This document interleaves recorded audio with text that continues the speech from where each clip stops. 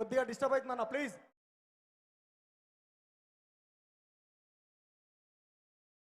అదేవిధంగా ఇక్కడ ఉన్నది 1,00,000 మంది అయితే బయట 1,00,000 మంది. కోరుట్ల మెట్పల్లి రూట్లో ఫుల్ జామ్ అయిందట.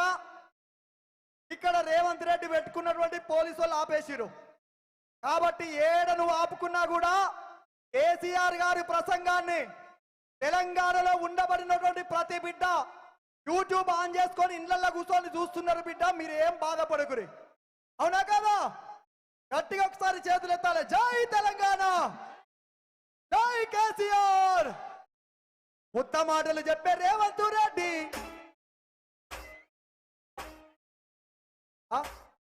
అదే పాడాలా, దునియాని పాడాలా? ఏమన్నా ఉన్నదా?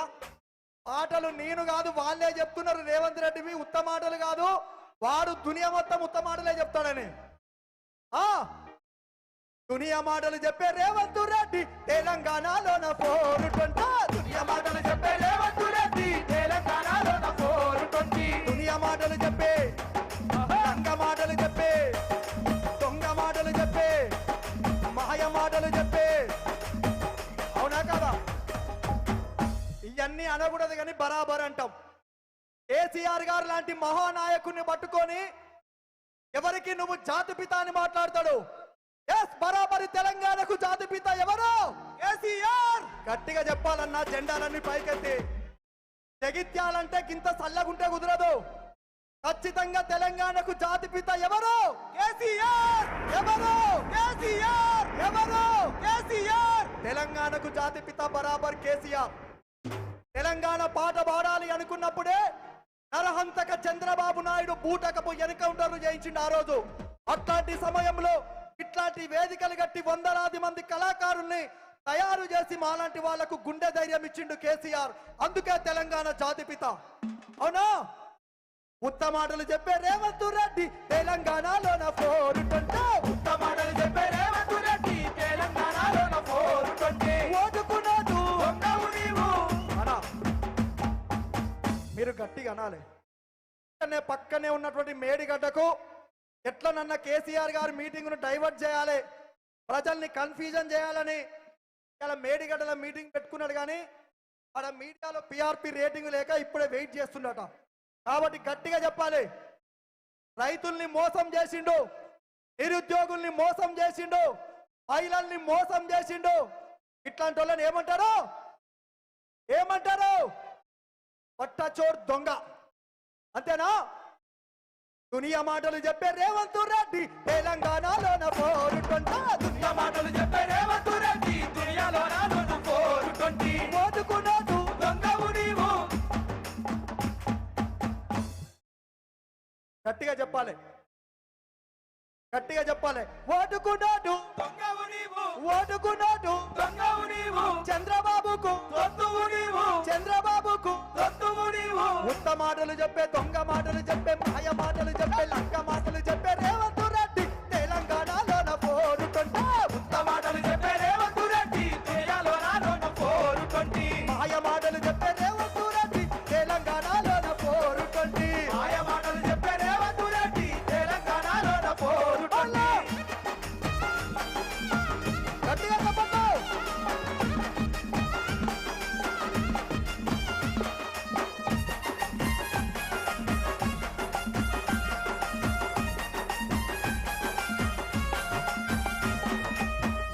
బస్సని పథకాన్ని తెచ్చావు, అమ్మలక్కలకు కొట్టాడ పెట్టావు. అమ్మలక్కలకు కొట్టాడ పెట్టావు. అమ్మలక్కలకు కొట్టాడ పెట్టావు, అవునా కదా?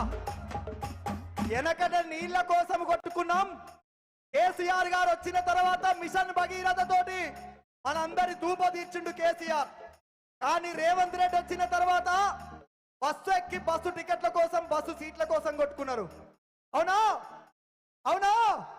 అగో ఉచిత బస్సు అని పథకాన్ని తెచ్చావు, అమ్మలక్కలకు కొట్లాట పెట్టావు. అమ్మలక్కలకు కొట్లాట పెట్టావు. అమ్మలక్కలకు కొట్లాట పెట్టావు. 2 లక్షల రుణమాఫీ అన్నావు, రైతన్న మెడకేమ ఉరితాడు వేసావు. రైతన్న మెడకేమ ఉరితాడు వేసావు. రైతన్న మెడకేమ ఉరితాడు వేసావు. ఉత్తమ మాటలు చెప్పే, మాయ మాటలు చెప్పే, లంగ మాటలు చెప్పే, దొంగ మాటలు చెప్పే రేవంత్ రెడ్డి తెలంగాణలోన 420.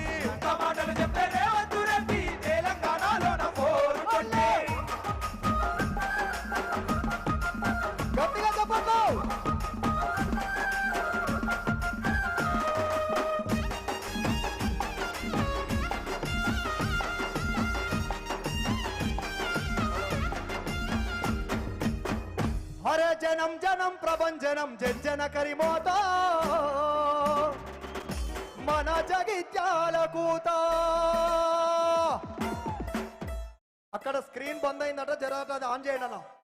ఇక్కడ లెఫ్ట్ కు కళాకారుల స్టేజ్ పక్కన ఉన్నటువంటి స్క్రీన్ ఆఫ్ అయింది, కొద్దిగా ఆన్ చేయాల్సిందిగా కోరుతున్నాం. మరికొద్ది సేపట్లో తెలంగాణ రాష్ట్ర కళని సాకారం చేసినటువంటి తెలంగాణ జాతిపిత, తెలంగాణ సాగు నోట్లో తలబెట్టి తెలంగాణ రాష్ట్రాన్ని సాధించిన రాష్ట్రాన్ని భారతదేశంలోనే నెంబర్ 1 రాష్ట్రంగా తీర్చిదిద్దినటువంటి మన కేసీఆర్ గారు మరికొద్ది సేపట్లో రాబోతున్నాడు. కాబట్టి అరే జనం జనం ప్రభంజనం జజ్జన కరిమోత జమిడి కళ్ళ మోత, జనం జనం ప్రభంజనం జజ్జన కరిమోత జమిడి కళ్ళ మోత, జనం జనం అరే జనం జనం అరే జనం జనం ప్రభంజనం జజ్జన కరిమోత జమిడి కళ్ళ మోత, జనం జనం ప్రభంజనం జజ్జన కరిమోత జమిడి కళ్ళ మోత. రామ రామ ఉయ్యాలో రఘవ రామ ఉయ్యాలో, రామ రామ ఉయ్యాలో రఘవ రామ ఉయ్యాలో, రామ రామ ఉయ్యాలో రఘవ రామ ఉయ్యాలో, రామ రామ ఉయ్యాలో రఘవ రామ ఉయ్యాలో, రామ రామ ఉయ్యాలో రామ రామ ఉయ్యాలో, రామ రామ ఉయ్యాలో రామ రామ ఉయ్యాలో. బల బల బల బల బల బల హో మన జగిత్యాల గడ్డ మీద కారుదే జోరున్నదో, రామ రామ ఉయ్యాలో రఘవ రామ ఉయ్యాలో, రామ రామ ఉయ్యాలో రఘవ రామ ఉయ్యాలో, ఉయ్యాలో రఘవ రామ ఉయ్యాలో. గట్టిగా చెప్పండి.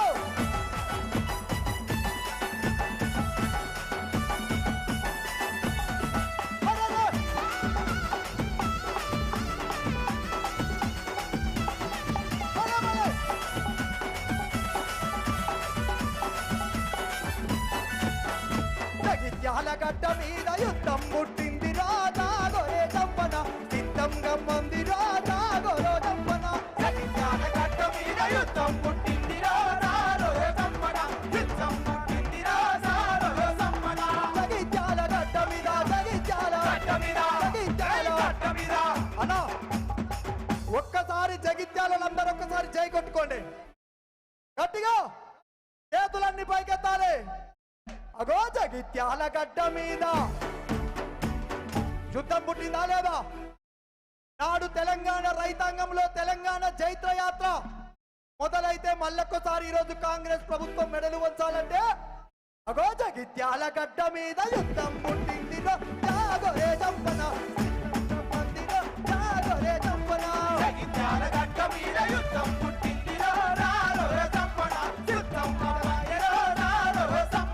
చొప్పదండి గడ్డ మీద, చొప్పదండి గడ్డ మీద, చొప్పదండి గడ్డ మీద, చొప్పదండి గడ్డ మీద. చొప్పదండలు ఎక్కడ ఒక్కసారి ఓయేసుకోవాలి గట్టిగా. చొప్పదండి గడ్డ మీద యుద్ధం పుట్టింది జాగరే చంపన, సిద్ధం గమ్మంది జాగరే చంపన. గడ్డ మీద యుద్ధం పుట్టింది జాగరే చంపన, సిద్ధం మొదలాయరో జాగరే చంపన. గల్లు గల్లు అరరే గల్లు గల్లు అరరే గల్లు గల్లు గల్లు గల్లు గజ్జల మోత అనల్లారాబో కల్లార మువ్వల మోత అనల్లారాబో సెలల్లార. గల్లు గల్లు గల్లు గజ్జల మోత అనల్లారాబో కల్లార గజ్జల మోత అనల్లారాబో సెలల్లార.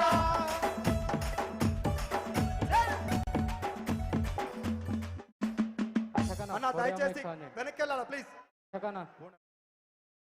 జై తెలంగాణ. దయచేసి మరికొద్ది సేపట్లో దిగండి ప్లీజ్. అక్కడ మైక్ సెట్ ప్రాబ్లం అవుతుంది, ప్లీజ్ దిగాలి అక్కడ నుంచి. మైక్ సెట్ లో మీకు దిగాలి దయచేసి. ఇప్పుడే పెద్దలు కేసీఆర్ గారు టిఆర్ఎస్ పార్టీ జిల్లా కార్యాలయం నుంచి సభా ప్రాంగణానికి బయలుదేరినారు. ఒక 5 నుండి 10 నిమిషాల్లో మన ప్రియతమ నాయకులు కేసీఆర్ గారు సభా ప్రాంగణానికి రాబోతా ఉన్నారు. మీరు దయచేసి బయట ఉమ్మడి కరీంనగర్ జిల్లాకు సంబంధించినటువంటి కొద్దిమంది నాయకులు పోలీసు వాళ్ళు ఆపినారు ఇక్కడ స్టేజ్ వెనకాల. దయచేసి వాళ్ళందరినీ అలో చేయాల్సిందిగా కోరుతూ, పోలీసులు చాలా చోట్ల కూడా కార్యకర్తల్ని, నాయకుల్ని, బీఆర్ఎస్ పార్టీ అభిమానుల్ని, కేసీఆర్ ని చూడడానికి తండోపతండాలుగా తరలి వస్తున్న జనాల్ని ఆపుతా ఉన్నారు. ఇప్పటికైనా మీ పద్ధతి మార్చుకోండి. కేసీఆర్ గారు సభా ప్రాంగణానికి బయలుదేరిర్రు. పోలీసులు వెంటనే కిలోమీటర్ల మేర నడిపిస్తున్నటువంటి ప్రజల్ని తొందరగా సభా ప్రాంగణానికి చేరుకునేటట్టుగా సహకరించాల్సిందిగా పోలీసులను నేను కోరుతా ఉన్నా. కేసీఆర్ గారు 5 నుండి 10 నిమిషాల్లో సభా ప్రాంగణానికి చేరుకుంటున్నారు. మన నాయకుడు రాగానే మనమంతా కూడా లేచి నిలబడి గట్టిగా చప్పట్లతో తెలంగాణ జాతిపిత కేసీఆర్ గారికి బ్రహ్మాండమైన స్వాగతం పలుకుతాం. ఈ జైత్యాల గడ్డ మీద. ఒకసారి గట్టిగా. జై తెలంగాణ, అన్నా జై కేసీఆర్. అన్నా ఒక్కసారి మెడలల్లో ఉన్నటువంటి సూర్య పాట రైట్ పాడదాం. 1 నిమిషం. సందీప్ ఒక్క నిమిషం. ఇక్కడ స్పీకర్ మీద లెఫ్ట్ సైడ్ దయచేసి అక్కడ సౌండ్ సిస్టమ్ ఉంది. ప్లీజ్ మన కార్యకర్తలు, అభిమానులు, నాయకులు అందరూ సహకరించాలి. వాలంటీర్స్ కూడా స్టేజ్ కి లెఫ్ట్ వైపు ఉన్నటువంటి వాళ్ళు అక్కడ ఎవరైతే కొంత డిస్టర్బ్ చేస్తున్నారో వాళ్ళని దించండి ప్లీజ్. అక్కడ ఏమైనా చిన్న సంఘటన జరిగినా మళ్ళీ బాగుండదు, ఇబ్బంది అవుతుంది, సౌండ్ సిస్టమ్ దెబ్బతింటది. దయచేసి సార్ సభా ప్రాంగణానికి బయలుదేరారు కాబట్టి దయచేసి మన వాళ్ళందరూ సహకరించాలి ప్లీజ్. రైట్ కానీ అందరూ ఒకసారి గట్టిగా జై తెలంగాణ, జై తెలంగాణ. ఇక్కడ ముందున్న వాళ్ళు ఏం చెప్తున్నారు అంటే పక్కలు కొంటలేరన్నా జర వాటి గురించి చెప్పని అడుగుతురు. యూరియా కూడా ఇస్తలేరన్నా వాటి గురించి పాట పాడమని అడుగుతురు. ఎన్నడన్నా కేసీఆర్ గారు ముఖ్యమంత్రిగా ఉన్నప్పుడు అక్కడ ఉన్న బడేబాయ్ అయినటువంటి మోడీ మనందరినీ బ్యాంకుల ముందు నిలబెట్టిండు. ఇక్కడ చోటేబాయ్ అయినటువంటి రేవంత్ రెడ్డి యూరియా బస్తాల కోసం లైన్లలో నిలబెట్టిండు. అవునా? పాడుకుందామా యూరియా పాట? ఈ మైక్ పెంచవా? నెంబర్ 1. హలో హలో హలో అన్న దయచేసి కొద్దిగా వెనక సహకరించండి ప్లీజ్. నరేష్ కొద్దిగా వాళ్ళందరూ పంపివా. అందరూ ఒకసారి గట్టిగా జై తెలంగాణ. రాగాలు తీసిన రైతన్న నేడు కాయాల పాలాయనే, రాజోలే బతికిన రైతన్న నేడు దారిలే నోడాయనే. అవునా కాదా? కేసీఆర్ గారు ముఖ్యమంత్రిగా ఉన్నప్పుడు రైతు బంధు అడిగిన మనం ఇయ్యమని అడగకపోయినా ఒక పెద్ద కొడుకులాగా, ఒక పెద్ద రైతులాగా కేసీఆర్ గారు మన ఇంటికి పంపించిండు రైతు బంధు బ్యాంకులలో వేసి. కాబట్టి రాగాలు తీసిన రైతన్న నేడు కాయాల పాలాయనే, రాజోలే బతికిన రైతన్న నేడు దారిలే నోడాయనే. నాడు పచ్చని పల్లెల్లో నెలవంక తీరు నిలిసిన రైతన్న వాడిపోయి నేడు రాలిపోతున్నాడు ఎవ్వరి పాపమన్నా. దేశానికే తిండి పెట్టేది రైతు చేతులెత్తి వేడుకుంటుండు నేడు, చేతులెత్తి వేడుకుంటుండు నేడు. ఒక్క యూరియా బస్త కోసం హరి దోసలు పెడుతున్నారు. మన పంటలు బతికించగా అయ్యో తండాట పడుతున్నాడు. ఒక్క యూరియా బస్త కోసం హరి దోసలు కాస్తున్నాడు.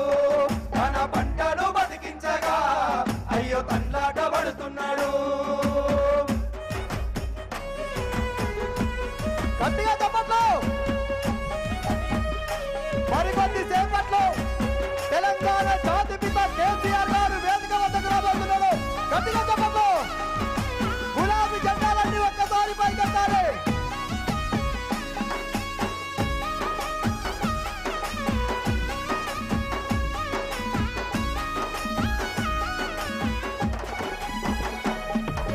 నమ్మించి ముంచినారే రైతుకు నరకాన్ని చూపుతుండ్రే, హామీలనిచ్చినారే అయ్యో వేదన పెడుతున్నారే.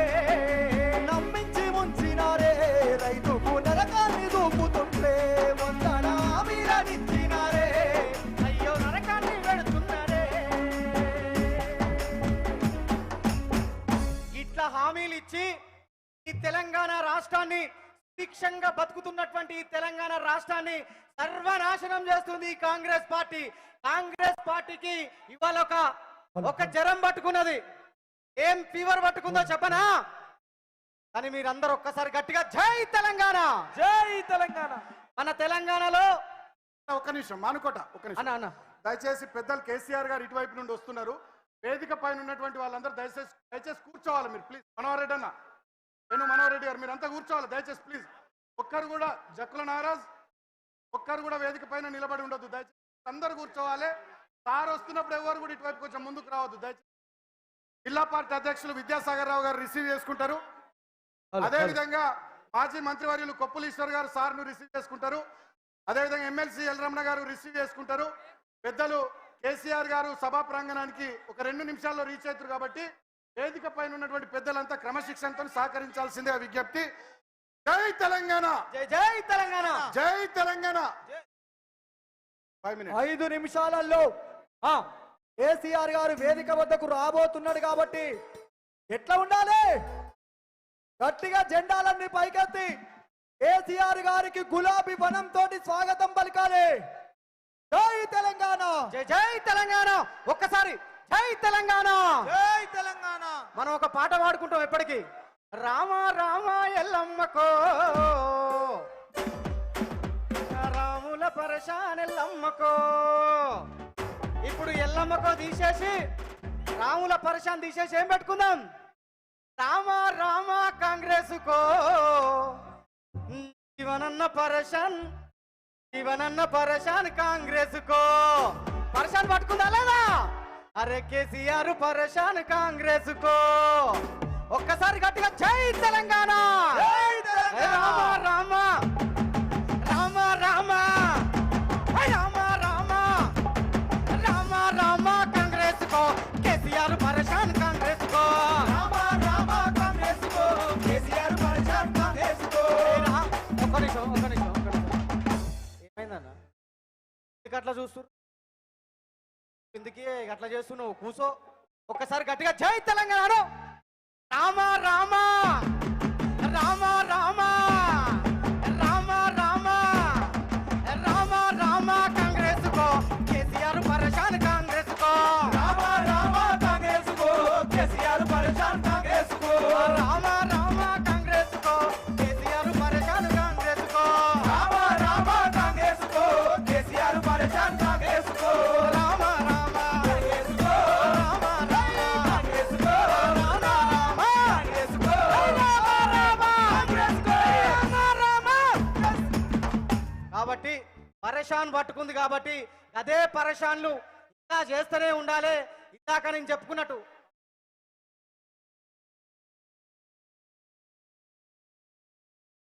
కేసీఆర్ సార్ పాటే పాడుకుందాం.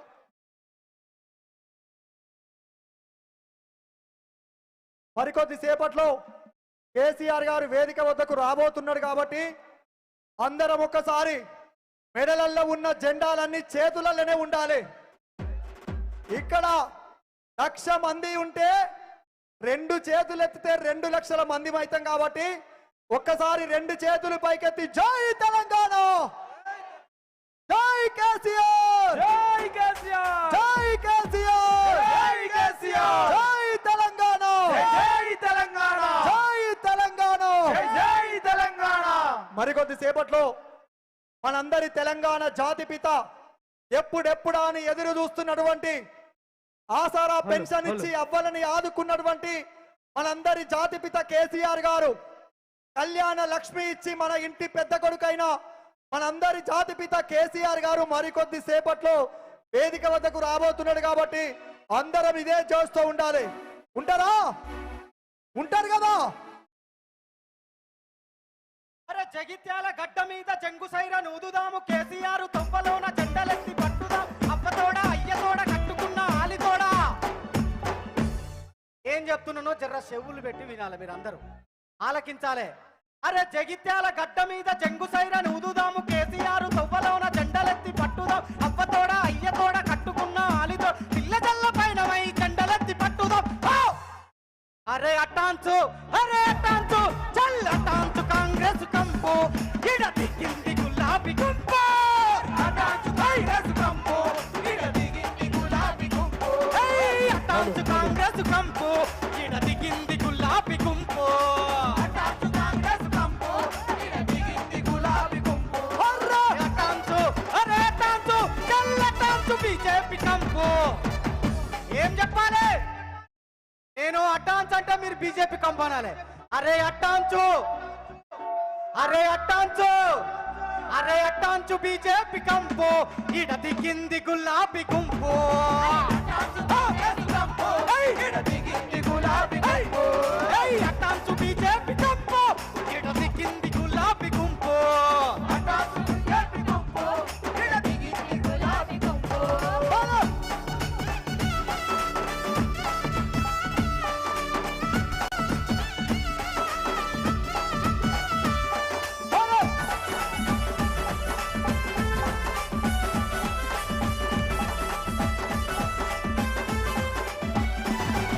అరే అప్పు అప్పు అంటారు.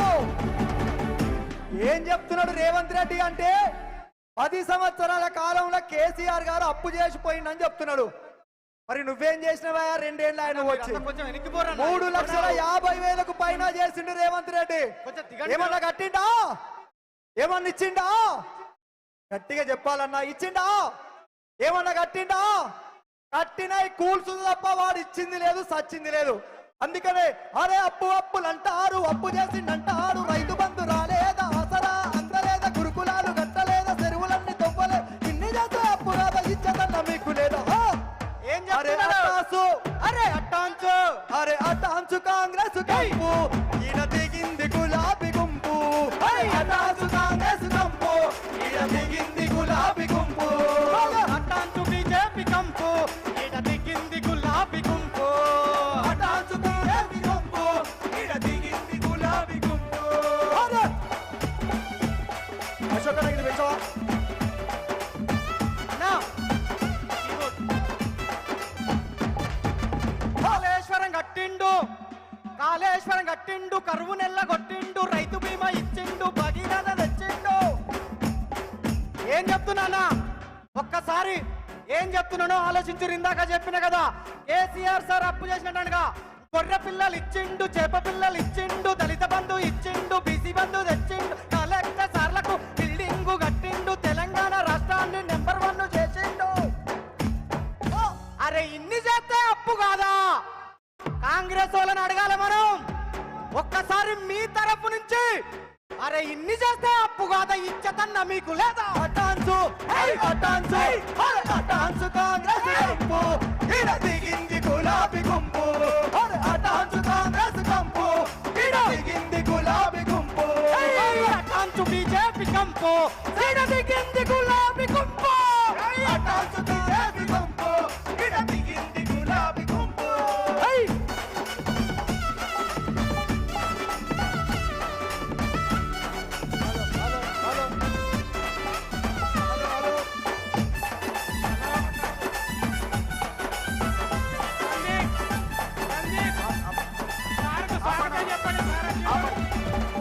పెద్దలు, తెలంగాణ జాతిపిత 14 సంవత్సరాలు సుదీర్ఘంగా పోరాటం చేసి ఢిల్లీ మెడలు వంచి దేశ రాజకీయ వ్యవస్థను ఒప్పించి తెలంగాణ కోసం చావు నోట్లో తలబెట్టి తన ప్రాణాన్ని సైతం లెక్క చేయకుండా కేసీఆర్ సచ్చుడో తెలంగాణ వచ్చుడో అని చెప్పి తెలంగాణ రాష్ట్ర సాధన కోసం ఆమరణ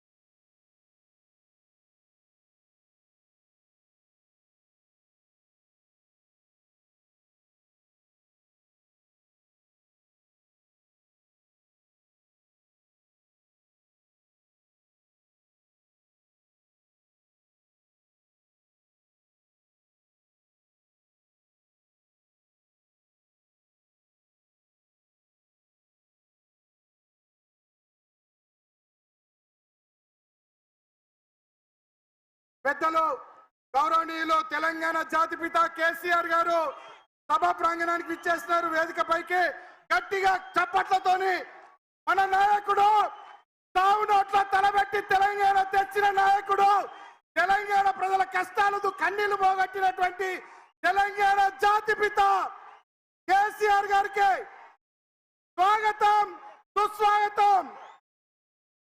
జై కేసీఆర్, జై కేసీఆర్, జై కేసీఆర్, జై కేసీఆర్, జై కేసీఆర్.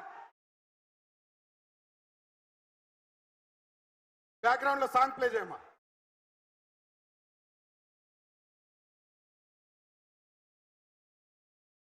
ఈ కార్యక్రమానికి సభాధ్యక్షత వహిస్తూ తొలి పలుకులు పలకవలసిందిగా పెద్దలు కల్వకుంట్ల విద్యాసాగర్ రావు గారు, జిల్లా పార్టీ అధ్యక్షులు, వారిని ఆహ్వానిస్తా ఉన్నాం.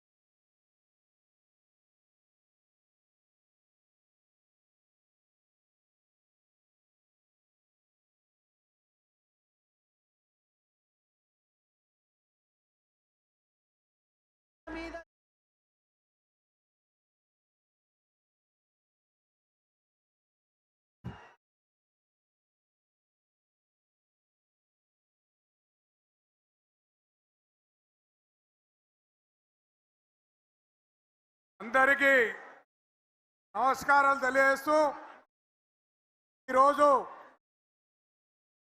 కాంగ్రెస్ సీనియర్ నాయకులు, దాదాపు 4 దశాబ్దాల కాంగ్రెస్ పార్టీ నడిపించిన నాయకుడు జీవన్ రెడ్డి గారు బీఆర్ఎస్ లో చేరుతున్న శుభ సందర్భంలో దీనికి ముఖ్య అతిథులుగా వచ్చేసిన జాతిపిత, తెలంగాణ తీసుకొచ్చిన జాతిపితగా, తెలంగాణ రాష్ట్రాన్ని సాధించి తొలి ముఖ్యమంత్రిగా తెలంగాణ రాష్ట్రాన్ని సస్యశ్యామలం చేసిన గౌరవనీయులు పెద్దలు కల్వకుంట్ల చంద్రశేఖరరావు గారికి స్వాగతం పలుకుతూ 4 దశాబ్దాల సుదీర్ఘ రాజకీయ అనుభవంతో నిత్యం ప్రజల మధ్య నిలిచిన జీవన్ రెడ్డి గారు టీఆర్ఎస్ పౌరులు చేరడం సాధారణంగా ఆహ్వానిస్తున్నాం.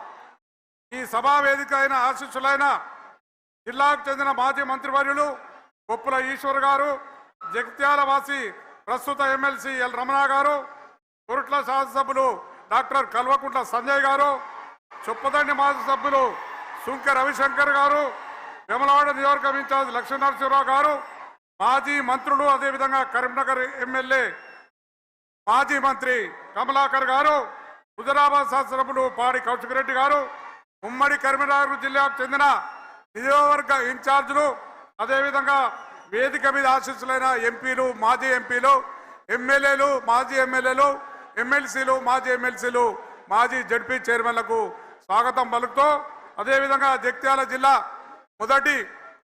తొలి జడ్పీ చైర్మన్ గా ఎన్నికై 5 సంవత్సరాలు ప్రజల మధ్య పరిపాలించిన దావ వసంత గారికి స్వాగతం పలుకుతూ, వేదిక మీద ఆశీస్సులైన ప్రజాప్రతినిధులందరికీ పేరు పేరున టీఆర్ఎస్ నాయకులందరికీ కూడా, పార్టీ నాయకులకు, అదేవిధంగా ముందున్న మా తెలంగాణ బిడ్డలకు అందరికీ, కార్యకర్తలందరికీ, ప్రతి ఒక్కరికి ఇవాళ కేసీఆర్ గారు వస్తున్నారని చెప్పి ఇంత ఎండ ఉన్నా, ఎర్ర ఎండ ఉన్నా, 45 డిగ్రీల ఎండ ఉన్నా పగటి నుంచే ఇలా ఇక్కడికి వచ్చే ప్రాంగణంకి వచ్చి కూర్చున్న మా బిడ్డలందరికీ కూడా, తెలంగాణ పులి బిడ్డలందరికీ కూడా స్వాగతం, నమస్కారం చేస్తూ మరియు స్వాగతం పలుకుతున్నాడు. హైదరాబాద్ నుంచి వచ్చిన మీడియా మిత్రులకు, అదేవిధంగా కరీంనగర్ నుంచి వచ్చిన మీడియా మిత్రులకు, మా లోకల్ జగిత్యాల జిల్లా మీడియా మిత్రులకు ప్రతి ఒక్కరికి కూడా నేను నమస్కారం తెలియజేస్తున్నా. జగిత్యాల గడ్డకు మీ అందరికీ తెలుసు, పిల్లలను కానీ నేను పెద్ద వయసు చూసిన పోరాట చరిత్ర గల జగిత్యాల గల్దా. ఈరోజు జగిత్యాల తెలంగాణ ఉద్యమంలో టీఆర్ఎస్ వెంబడి పార్టీ వెంబడి నడిచింది. అదే ఉద్యమమైనా పోరాటమైనా ఎన్నికైనా టీఆర్ఎస్ పార్టీ వెంట కేసీఆర్ వెంట నడిచినాం.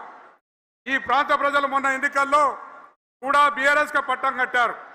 దురదృష్టవశాత్తు ఇక్కడున్న ఎన్నికైన ఎమ్మెల్యే రాజకీయ వ్యభిచారిగా మారిపోయిండు. గెలిపించిన బీఆర్ఎస్ నాయకులను కానీ కార్యకర్తలను కానీ పట్టించుకోకుండా కాంగ్రెస్ పార్టీలో చేరి కూడా కాంగ్రెస్ కార్యకర్తలను కానీ నాయకులను పట్టించుకోక తన అభివృద్ధి అని పోయి తన అభివృద్ధి కోసం తన డబ్బు సంపాదనకు పోయిన దుర్మార్గుడు అని చెప్పి మీ అందరికీ తెలియజేస్తున్నా. మరొక వైపు జీవన్ రెడ్డి గారు తన ఉన్న పార్టీ సిద్ధాంతాలకు దాదాపు 40 సంవత్సరాల నుంచి పార్టీకి కట్టుబడి ఉండి తన వ్యక్తిగా రాజకీయ పరిస్థితిగా ఉండవచ్చు మాకు, కానీ అయినా కానీ మేము ఎప్పుడు కూడా ఆయన మమ్మల్ని అనలేదు, మేము కూడా ఆయన అనలేదు. అదా ఒక మనిషిగా ఒక మంచి మనసుగా ఉండి ఇలా రాజకీయ ఇలా జీవన్ రెడ్డి గారు వారి కలయికతో బీఆర్ఎస్ పార్టీకి మరియు ఈ ప్రాంత ప్రజలకు తప్పకుండా లాభపడతారని చెప్పి తెలియజేస్తున్నాం. కేసీఆర్ గారు చెప్పుకుంటేనే చరిత్ర మన సారథి.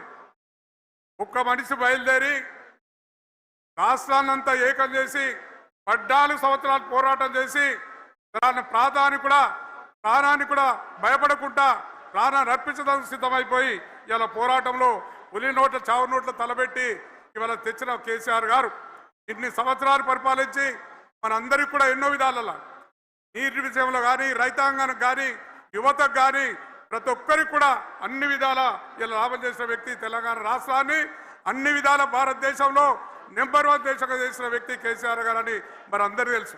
రాబోయే కాలంలో మీ మనందరం కూడా జగిత్యాల జిల్లా ప్రజము ఉమ్మడి జిల్లా ప్రజలందరం కూడా కేసీఆర్ వెంట నడుస్తాం. ఇప్పుడు ఒకటే నినాదం నడుస్తున్నది, రేవంత్ పోవాలి కేసీఆర్ రావాలి. అదే నినాదం మీద మనందరం కూడా ముందటికి పోయి తప్పక మన కేసీఆర్ నాయకత్వం బలపడతాం, కేసీఆర్ వెంబడి నడుస్తాం, మన తెలంగాణ సస్యావలం చేసుకుందామని చెప్పి తెలియజేసుకుంటూ ఈ అవకాశం వచ్చిన మీ అందరికి కూడా పేరు పేరున కృతజ్ఞతలు తెలియజేస్తున్నారు, ముగిస్తున్నారు. జై తెలంగాణ, జై తెలంగాణ. కేసీఆర్ గారి నాయకత్వం, కేసీఆర్ గారి నాయకత్వం. ఇప్పుడు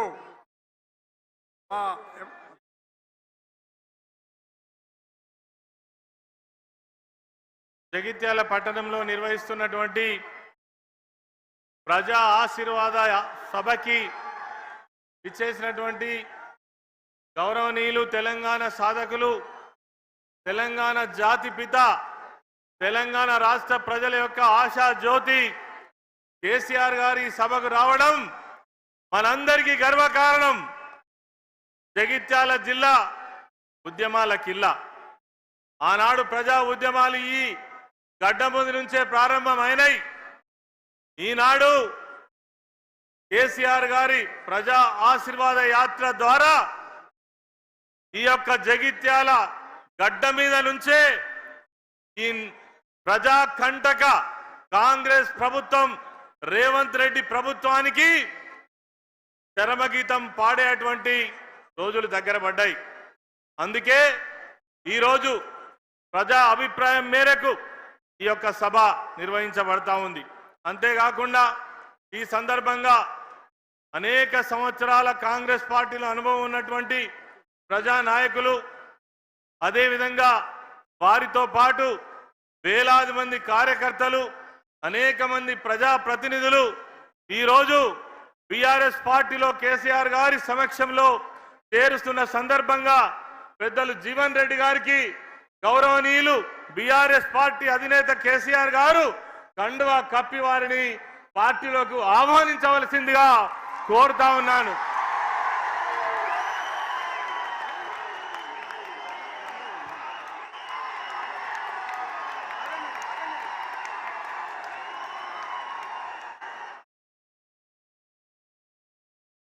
ఇప్పుడు జీవన్ రెడ్డి గారి ముఖ్య అనుచరులు సుమారు 40 మంది వారికి జీవన్ రెడ్డి గారితో పాటు జగిత్యాల పట్టణానికి సంబంధించినటువంటి మున్సిపల్ కావచ్చు, అదేవిధంగా అర్బన్ రూరల్ మండలాలకు సంబంధించినటువంటి నాయకులు కావచ్చు, రాయకల్ సారంగపూర్కు సంబంధించినటువంటి ప్రజాప్రతినిధులందరూ కూడా కొద్ది మందికి మరి ముఖ్యమైనటువంటి నాయకులకు మాత్రమే కేసీఆర్ గారు కండువా కప్పి ఆహ్వానించనున్నారు. వారిలో జగిత్యాల పట్టణానికి సంబంధించినటువంటి దివత్ పర్వాన్ మున్నా జగిత్యాల 35వ వార్డు వైస్ చైర్పర్సన్, వారిని వేదికపైకి రావాల్సింది కోరుతా ఉన్నాం.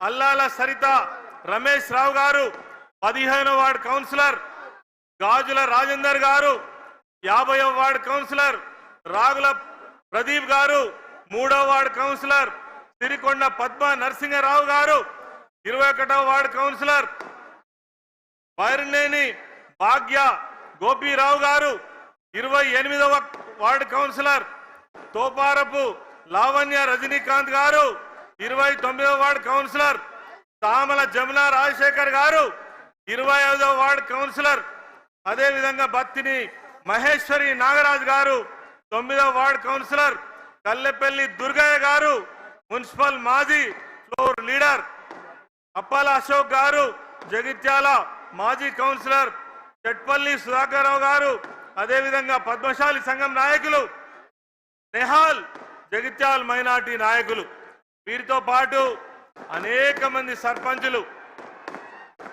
ఈరోజు బీఆర్ఎస్ పార్టీలో చేరడం జరుగుతూ ఉంది.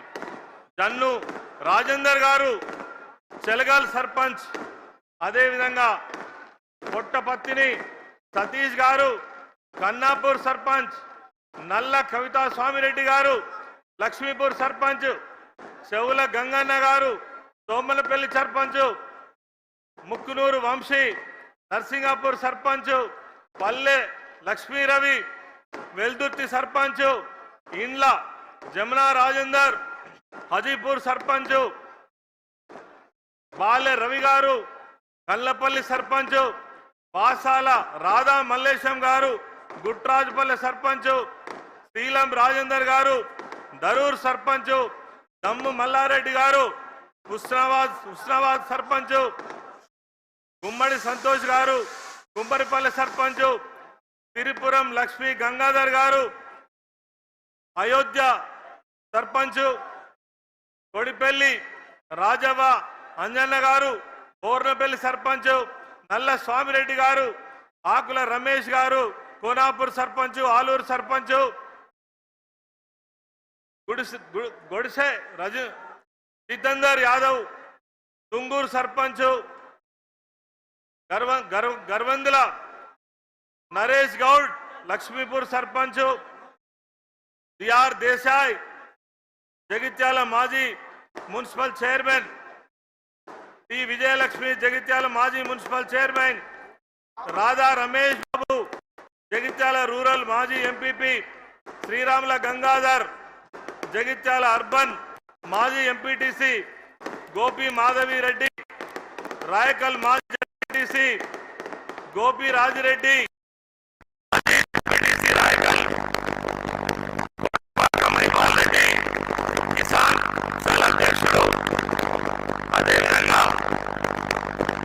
Gundeti Gopi Jitender Reddy Velgatur market committee chairman, Munja Rajeshwari Madhukar Maheshwari Batukapalli sarpanch, Tatipalli Shobharani Batukapalli మాజీ జడ్పీటీసీ, పిడుగు ప్రభాకర్ రెడ్డి కొడిమేల మాజీ సర్పంచ్, వీరితో పాటు వేలాది మంది కార్యకర్తలు, వేలాది మంది జీవన్ రెడ్డి గారి అనుచరులు ఈరోజు పెద్దలు కేసీఆర్ గారి సమక్షంలో బీఆర్ఎస్ పార్టీ గులాబీ గండువా కప్పుకొని బీఆర్ఎస్ పార్టీలో చేరడం జరుగుతుంది. వారందరికీ కూడా బీఆర్ఎస్ పార్టీ పక్షాన స్వాగతం సుస్వాగతం. రేపు రానున్నటువంటి రోజుల్లో ఈ కంటక ప్రభుత్వానికి వ్యతిరేకంగా మరి యావత్ ప్రజానికంతో కలిసి పోరాటం చేయడానికి, భుజం కలపడానికి వీరంతా ప్రజా ఉద్యమంలో మమేకం కావాలని కేసీఆర్ నాయకత్వంలో తిరిగి తెలంగాణ రాష్ట్రం సస్యశ్యామలమయ్యే విధంగా ఇప్పుడు జరుగుతున్నటువంటి అవినీతి, ఈ రాష్ట్రం యొక్క అభివృద్ధి నిరోధక ప్రభుత్వానికి వ్యతిరేకంగా ప్రజలందా ఏకం కావడం కోసం ఈరోజు జగిత్యాల జిల్లా పట్టణంగా ముందుకు సాగాలని మనస్ఫూర్తిగా కోరుకుంటూ అందరికీ నమస్కారం. జై తెలంగాణ. పెద్దలు జగిత్యాల ముద్దుబిడ్డ ఎమ్మెల్సీ సోదరులు ఎల్రమణ గారు ఇప్పుడు మాట్లాడతారు.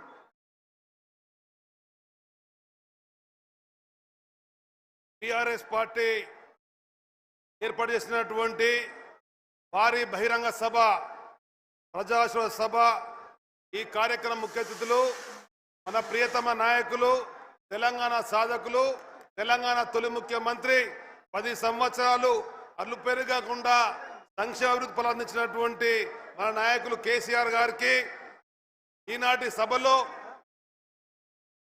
45 ఏళ్ల రాజకీయ చరిత్ర ఉన్నటువంటి, ప్రజాసేవ చేస్తూ సమస్యల పరిష్కారం నిరంతరం పాటుపడుతున్నటువంటి పెద్దలు జీవన్ రెడ్డి గారి చేరిక సందర్భంగా, వారితో పాటు వారి సహచరులను చేరిన సందర్భంగా ఇక్కడ వేదికపై వచ్చినటువంటి సభాధ్యక్షులు, గౌరవనీయులు జిల్లా అధ్యక్షులు విద్యాసాగర్ రావు గారు, గౌరవ మాజీ మంత్రివర్యులు కొప్పుల ఈశ్వర్ గారు, గంగుల కమలాకర్ గారు, గౌరవ శాసనసభ్యులు కొరుట్ల డాక్టర్ సంజయ్ గారు, అదే కౌశిక్ రెడ్డి గారు, నిన్న మొన్న మనందరినీ కూడా కార్యముఖులు చేయడానికి ఇచ్చేసినటువంటి సిరిసిల్ల శాసనసభ్యులు మాజీ మంత్రివర్యులు కేటీఆర్ గారు, పెద్దలు హరీష్ రావు గారు, వేదిక మీదటువంటి గౌరవ శాసనసభ్యులు, శాసన మండలి సభ్యులు, అదేవిధంగా పెద్ద మధుసూదనాచారి గారు, జిల్లా పరిషత్ తొలి చైర్పర్సన్ దా వసంత గారు, వేదిక పేసినటువంటి గౌరవ పెద్దలందరికీ, జగిత్యాల కాన్స్టిట్యున్సీ ఈ యొక్క కార్యక్రమ ఇన్ఛార్జు పెద్దలు రాజేశ్వర రెడ్డి గారికి,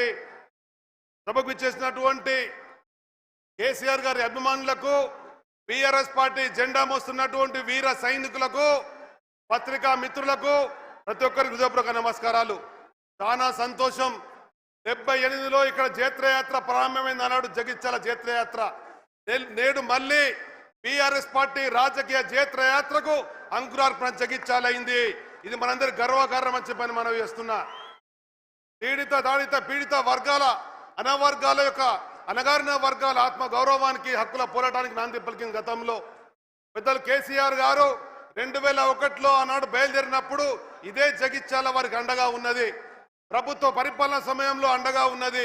నేడు తిరిగి మేము అండగా ఉంటామని చెప్పినటువంటి మీ అందరికీ మనస్ఫూర్తిగా శిరస్సు వంచి నమస్కరిస్తున్నాను. కేంద్ర రాష్ట్ర ప్రభుత్వాలు వచ్చినటువంటి పాలకులు ఇచ్చినటువంటి హామీలు అమలు చేయడం లేదు, సమర్థవంతంగా పరిపాలన చేయడం లేదు. వాటిని బాధిస్తున్నటువంటి ప్రజానికానికి, అరగోసపడుతున్న రైతాంగానికి, తగాపడ్డటువంటి పేద నిరుపేదలకు అండగా ఉన్నని చెప్పినటువంటి పెద్దలు కేసీఆర్ గారికి మనందరి పక్షాన హృదయపూర్వక నమస్కారం తెలియజేస్తున్నా. ఈ రోజున్నటువంటి పరిస్థితులలో చూసినట్టయితే 2014 నుంచి 2023 వరకు పెద్దలు కేసీఆర్ గారి నాయకత్వంలో దినదినాన ఆర్థిక అభివృద్ధి చెందింది, సంక్షేమ ఫలాలు అందినాయి, అభివృద్ధి జరిగింది. దేశంలోనే నెంబర్ 1 రాష్ట్రంగా తెలంగాణ ఉండే. జీడిపిలో కానీ, ఆర్థిక ఆదాయంలో కానీ, దినసరి వేతనాల్లో కానీ రాష్ట్రంలోని నలుమలోని చివరి భూమి వరకు కూడా ధర పెరిగింది అని చెప్పంటే పెద్దలు కేసీఆర్ వల్ల అని చెప్పని మనం వేస్తున్నా. ఆస్తుల విలువ పెరిగింది. నేడు 23 వచ్చినటువంటి కాంగ్రెస్ రేవంత్ రెడ్డి పరిపాలన చూస్తే ఒక సమర్థవంతంగా నడిపించకపోవడం వల్ల, ఆర్థిక సంపదను పెంచకపోవడం వల్ల, ఇచ్చిన హామీలను అమలు చేయకపోవడం వల్ల రాష్ట్రంలో ఉండే ప్రధానికాన్ని దగాపడుతున్నారు. నేను ఉన్నటువంటి నాయకునికి స్వాగతం పలికినటువంటి మీకు పెద్దలు జీవన్ రెడ్డి గారి సందర్భంగా వారిని, వారితో ఉండేటువంటి వాళ్ళను మనందరం కలిసి రాబోయే కాలంలో జగిత్యాల మళ్ళీ తిరిగి కేసీఆర్ గారి నాయకత్వంలో 3వ ఎమ్మెల్యే గెలుస్తున్నటువంటి విశ్వాసాన్ని కూడా మనవి చేసుకుంటూ, రాష్ట్రంలో మళ్ళీ తిరిగి ముఖ్యమంత్రి కావడానికి ఈ జగిత్యాల మీకు అండగా ఉంటుందని చెప్పని మీరు చూపించేటువంటి ప్రేమ ఆదరాభిమానులకు మా యొక్క హృదయపూర్వకమైనటువంటి ధన్యవాదాలు తెలుస్తూ, జై హింద్, జై తెలంగాణ, జై కేసీఆర్. ధన్యవాదాలు.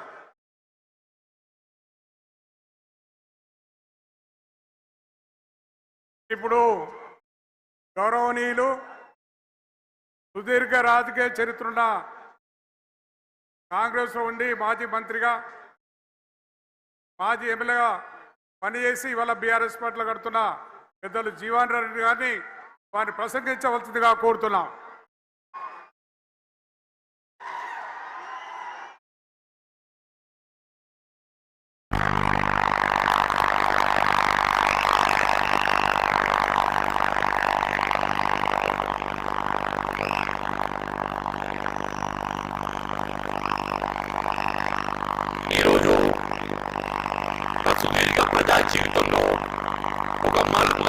అని చెప్పంటుంది.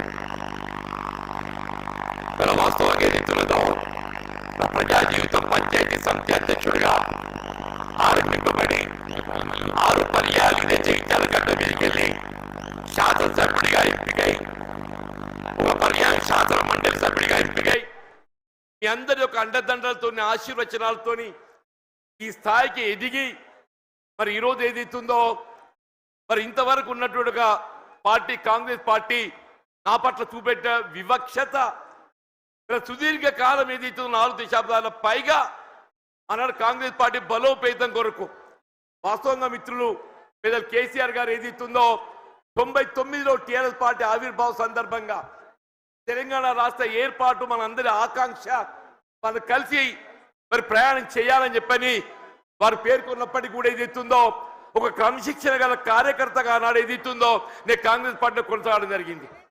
మరి ఏదైతే తెలంగాణ రాష్ట్ర ఏర్పాటు ఆకాంక్ష యావత్ తెలంగాణ ప్రజల యొక్క లక్ష్యం వల్ల మన యొక్క జన్మ హక్కుగా భావించి ఏదైతుందో పెద్దలు కేసీఆర్ గారు తెలంగాణ రాష్ట్ర ఏర్పాటు ఉద్యమ నాయకుడిగా అన్నాడు ఏదైతుందో మరి శాసనసభ్యుడిగా డిప్యూటీ స్పీకర్ ఏదైతుందో పదవికి రాజీనామా చేసి ప్రజాక్షేత్రంలో ఏదైతుందో యావత్ తెలంగాణ సమాజాన్ని జాగృతి చేసే విధంగా ఉద్యమించడంతో తెలంగాణ రాష్ట్ర ఏర్పాటు సహకారమైంది అని చెప్పక తప్పదని చెప్పంటున్నా. అటువంటి యొక్క కేసీఆర్ గారి యొక్క నాయకత్వంలో వాస్తవంగా మరి నేను ఎదుర్కొంటున్నటువంటి యొక్క మానసిక ఇబ్బంది దృష్ట్యా మరి వారు ఏదైతుందో పెద్ద మనసుతో నాకు చేయూతనిచ్చిండు. మరి పెద్ద మనసుతో నాకు చేయూతనిచ్చేదితుందో ఇలా ఒక ఉద్యమ రథసారథిగా బీఆర్ఎస్ పార్టీలో చేరి ఇలా తెలంగాణ రాష్ట్ర ఏర్పాటు వాస్తవ వారు దశాబ్ద కాలం 2 పర్యాయాలు ముఖ్యమంత్రి ఏదైతుందో తెలంగాణ రాష్ట్రాన్ని ఇలా జాతీయ స్థాయిలో కాకుండా అంతర్జాతీయ స్థాయిలో దాన్ని నిలబెట్టడం జరిగింది. మరి అటువంటి ఒక రాష్ట్రం ఏదైతుందో ఆనాడు కాంగ్రెస్ పార్టీ ఇవాళ ఏదైతుందో ఒక ఇంకా మెరుగైన రీతిలో పాలన ఇవ్వడం జరుగుతుందని చెప్పినటువంటి భావన ఆశల పల్లకిలో ఊరిగింప చేయడంతో ఏదైతుందో మరి మొన్నటి 23 ఎన్నికల్లో కాంగ్రెస్ పార్టీ అధికారానికి వచ్చింది. కానీ వాస్తవంగా జరిగింది ఏంటి అనేది మనం ఒకసారి ఆలోచన చేయాలని చెప్పి అంటున్నాను. వారు ఆరంభించిన ఒక పథకాలకు ఇవాళ వాటికి ఏదైతుందో మెరుగైన రీతిలో దాన్ని అమలు చేయడం పక్కన పెట్టండి, అసలు కార్యక్రమాలు ఏదైతుందో అమలు మరిచిపోయే విధంగా మరి ఏదైతే రైతాంగం ఈ దేశానికి అన్నం పెట్టే రైతు వెన్నెం కాని చెప్పి అంటున్నాం. అటువంటి రైతుకి ఏదైతుందో ఒకప్పుడు శిస్తు చెల్లించేది ఉంటుండే, ఆ శిస్తు చెల్లింపు ఏదైతుందో ఆనాడు ఎన్టీ రామారావు గారు టీడీపీ ప్రభుత్వ హయాంలో దాన్ని రద్దు చేస్తే ఇలా కేసీఆర్ గారు ఏదైతుందో ఇలా దేశంలోనే కాదు అంతర్జాతీయ స్థాయిలో కూడా పెట్టుబడి సమకూర్చే ఉందని చెప్పని భావిస్తాం. వారు ప్రతి ఎకరానికి ఏదైతుందో 5,000 రూపాయలు చొప్పున 15 రూపాయలు పెట్టుబడి అందింపజేసే విధంగా కార్యక్రమాలు అమలు తలపెట్టడం జరిగింది. ఇవాళ కాంగ్రెస్ పార్టీ వస్తే 15,000 ఇస్తామని చెప్పామే, ఇలా 15,000 కాదు కదా, అసలు 10,000 అమలు 3 పంటలు కోల్పోయినామని చెప్పి అంటున్నాం. ఇలా రబ్బీ పంటకు వచ్చిందే మనం అందరం గమనిస్తున్నాం. ఇలా 1 ఎకరానికి ఇచ్చారే అంటున్నారు 6,000 రూపాయలు అని చెప్పని.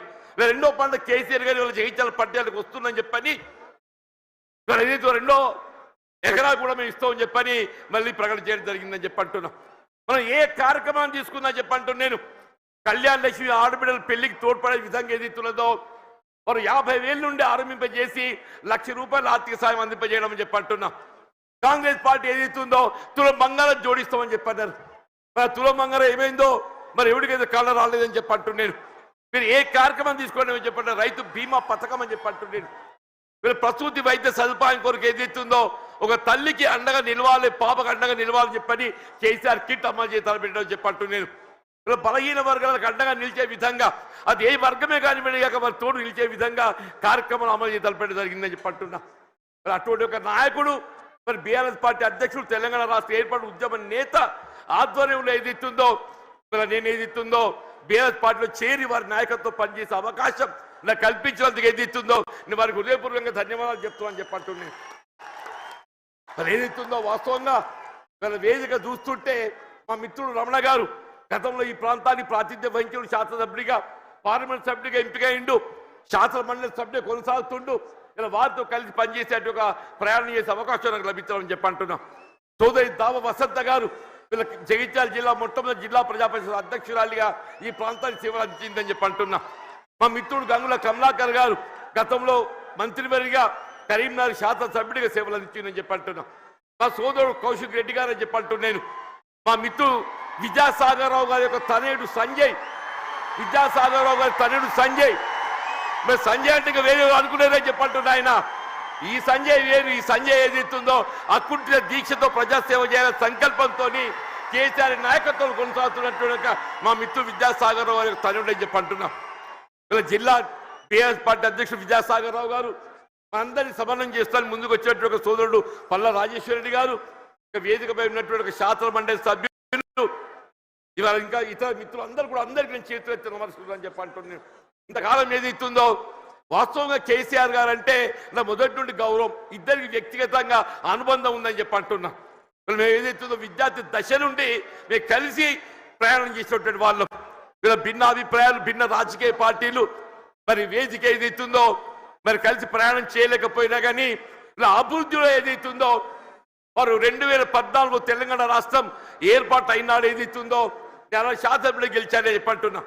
నాపై గౌరవంతో నాకు ఇప్పటికి గుర్తు చేస్తున్నా. మీకు అన్న బోర్లపల్లి వంతెన అని చెప్పంటు నేను గోదావరి నదిపై వంతెన నిర్మాణం చేస్తే అటు ఆదిలాబాద్ ఇటు ఉమ్మడి కరీంనగర్ జిల్లాలు కలిసి ఏర్పడతాయని చెప్పని ఒక విజ్ఞప్తి చేయడంతోనే వీళ్ళ మొట్టమొదటి ఉమ్మడి కరీంనగర్ జిల్లాలో వాళ్ళు మంజూరు చేసినటువంటి ఒక పథకం బోర్లపల్లి ఒక వంతెన అని చెప్పంటాం.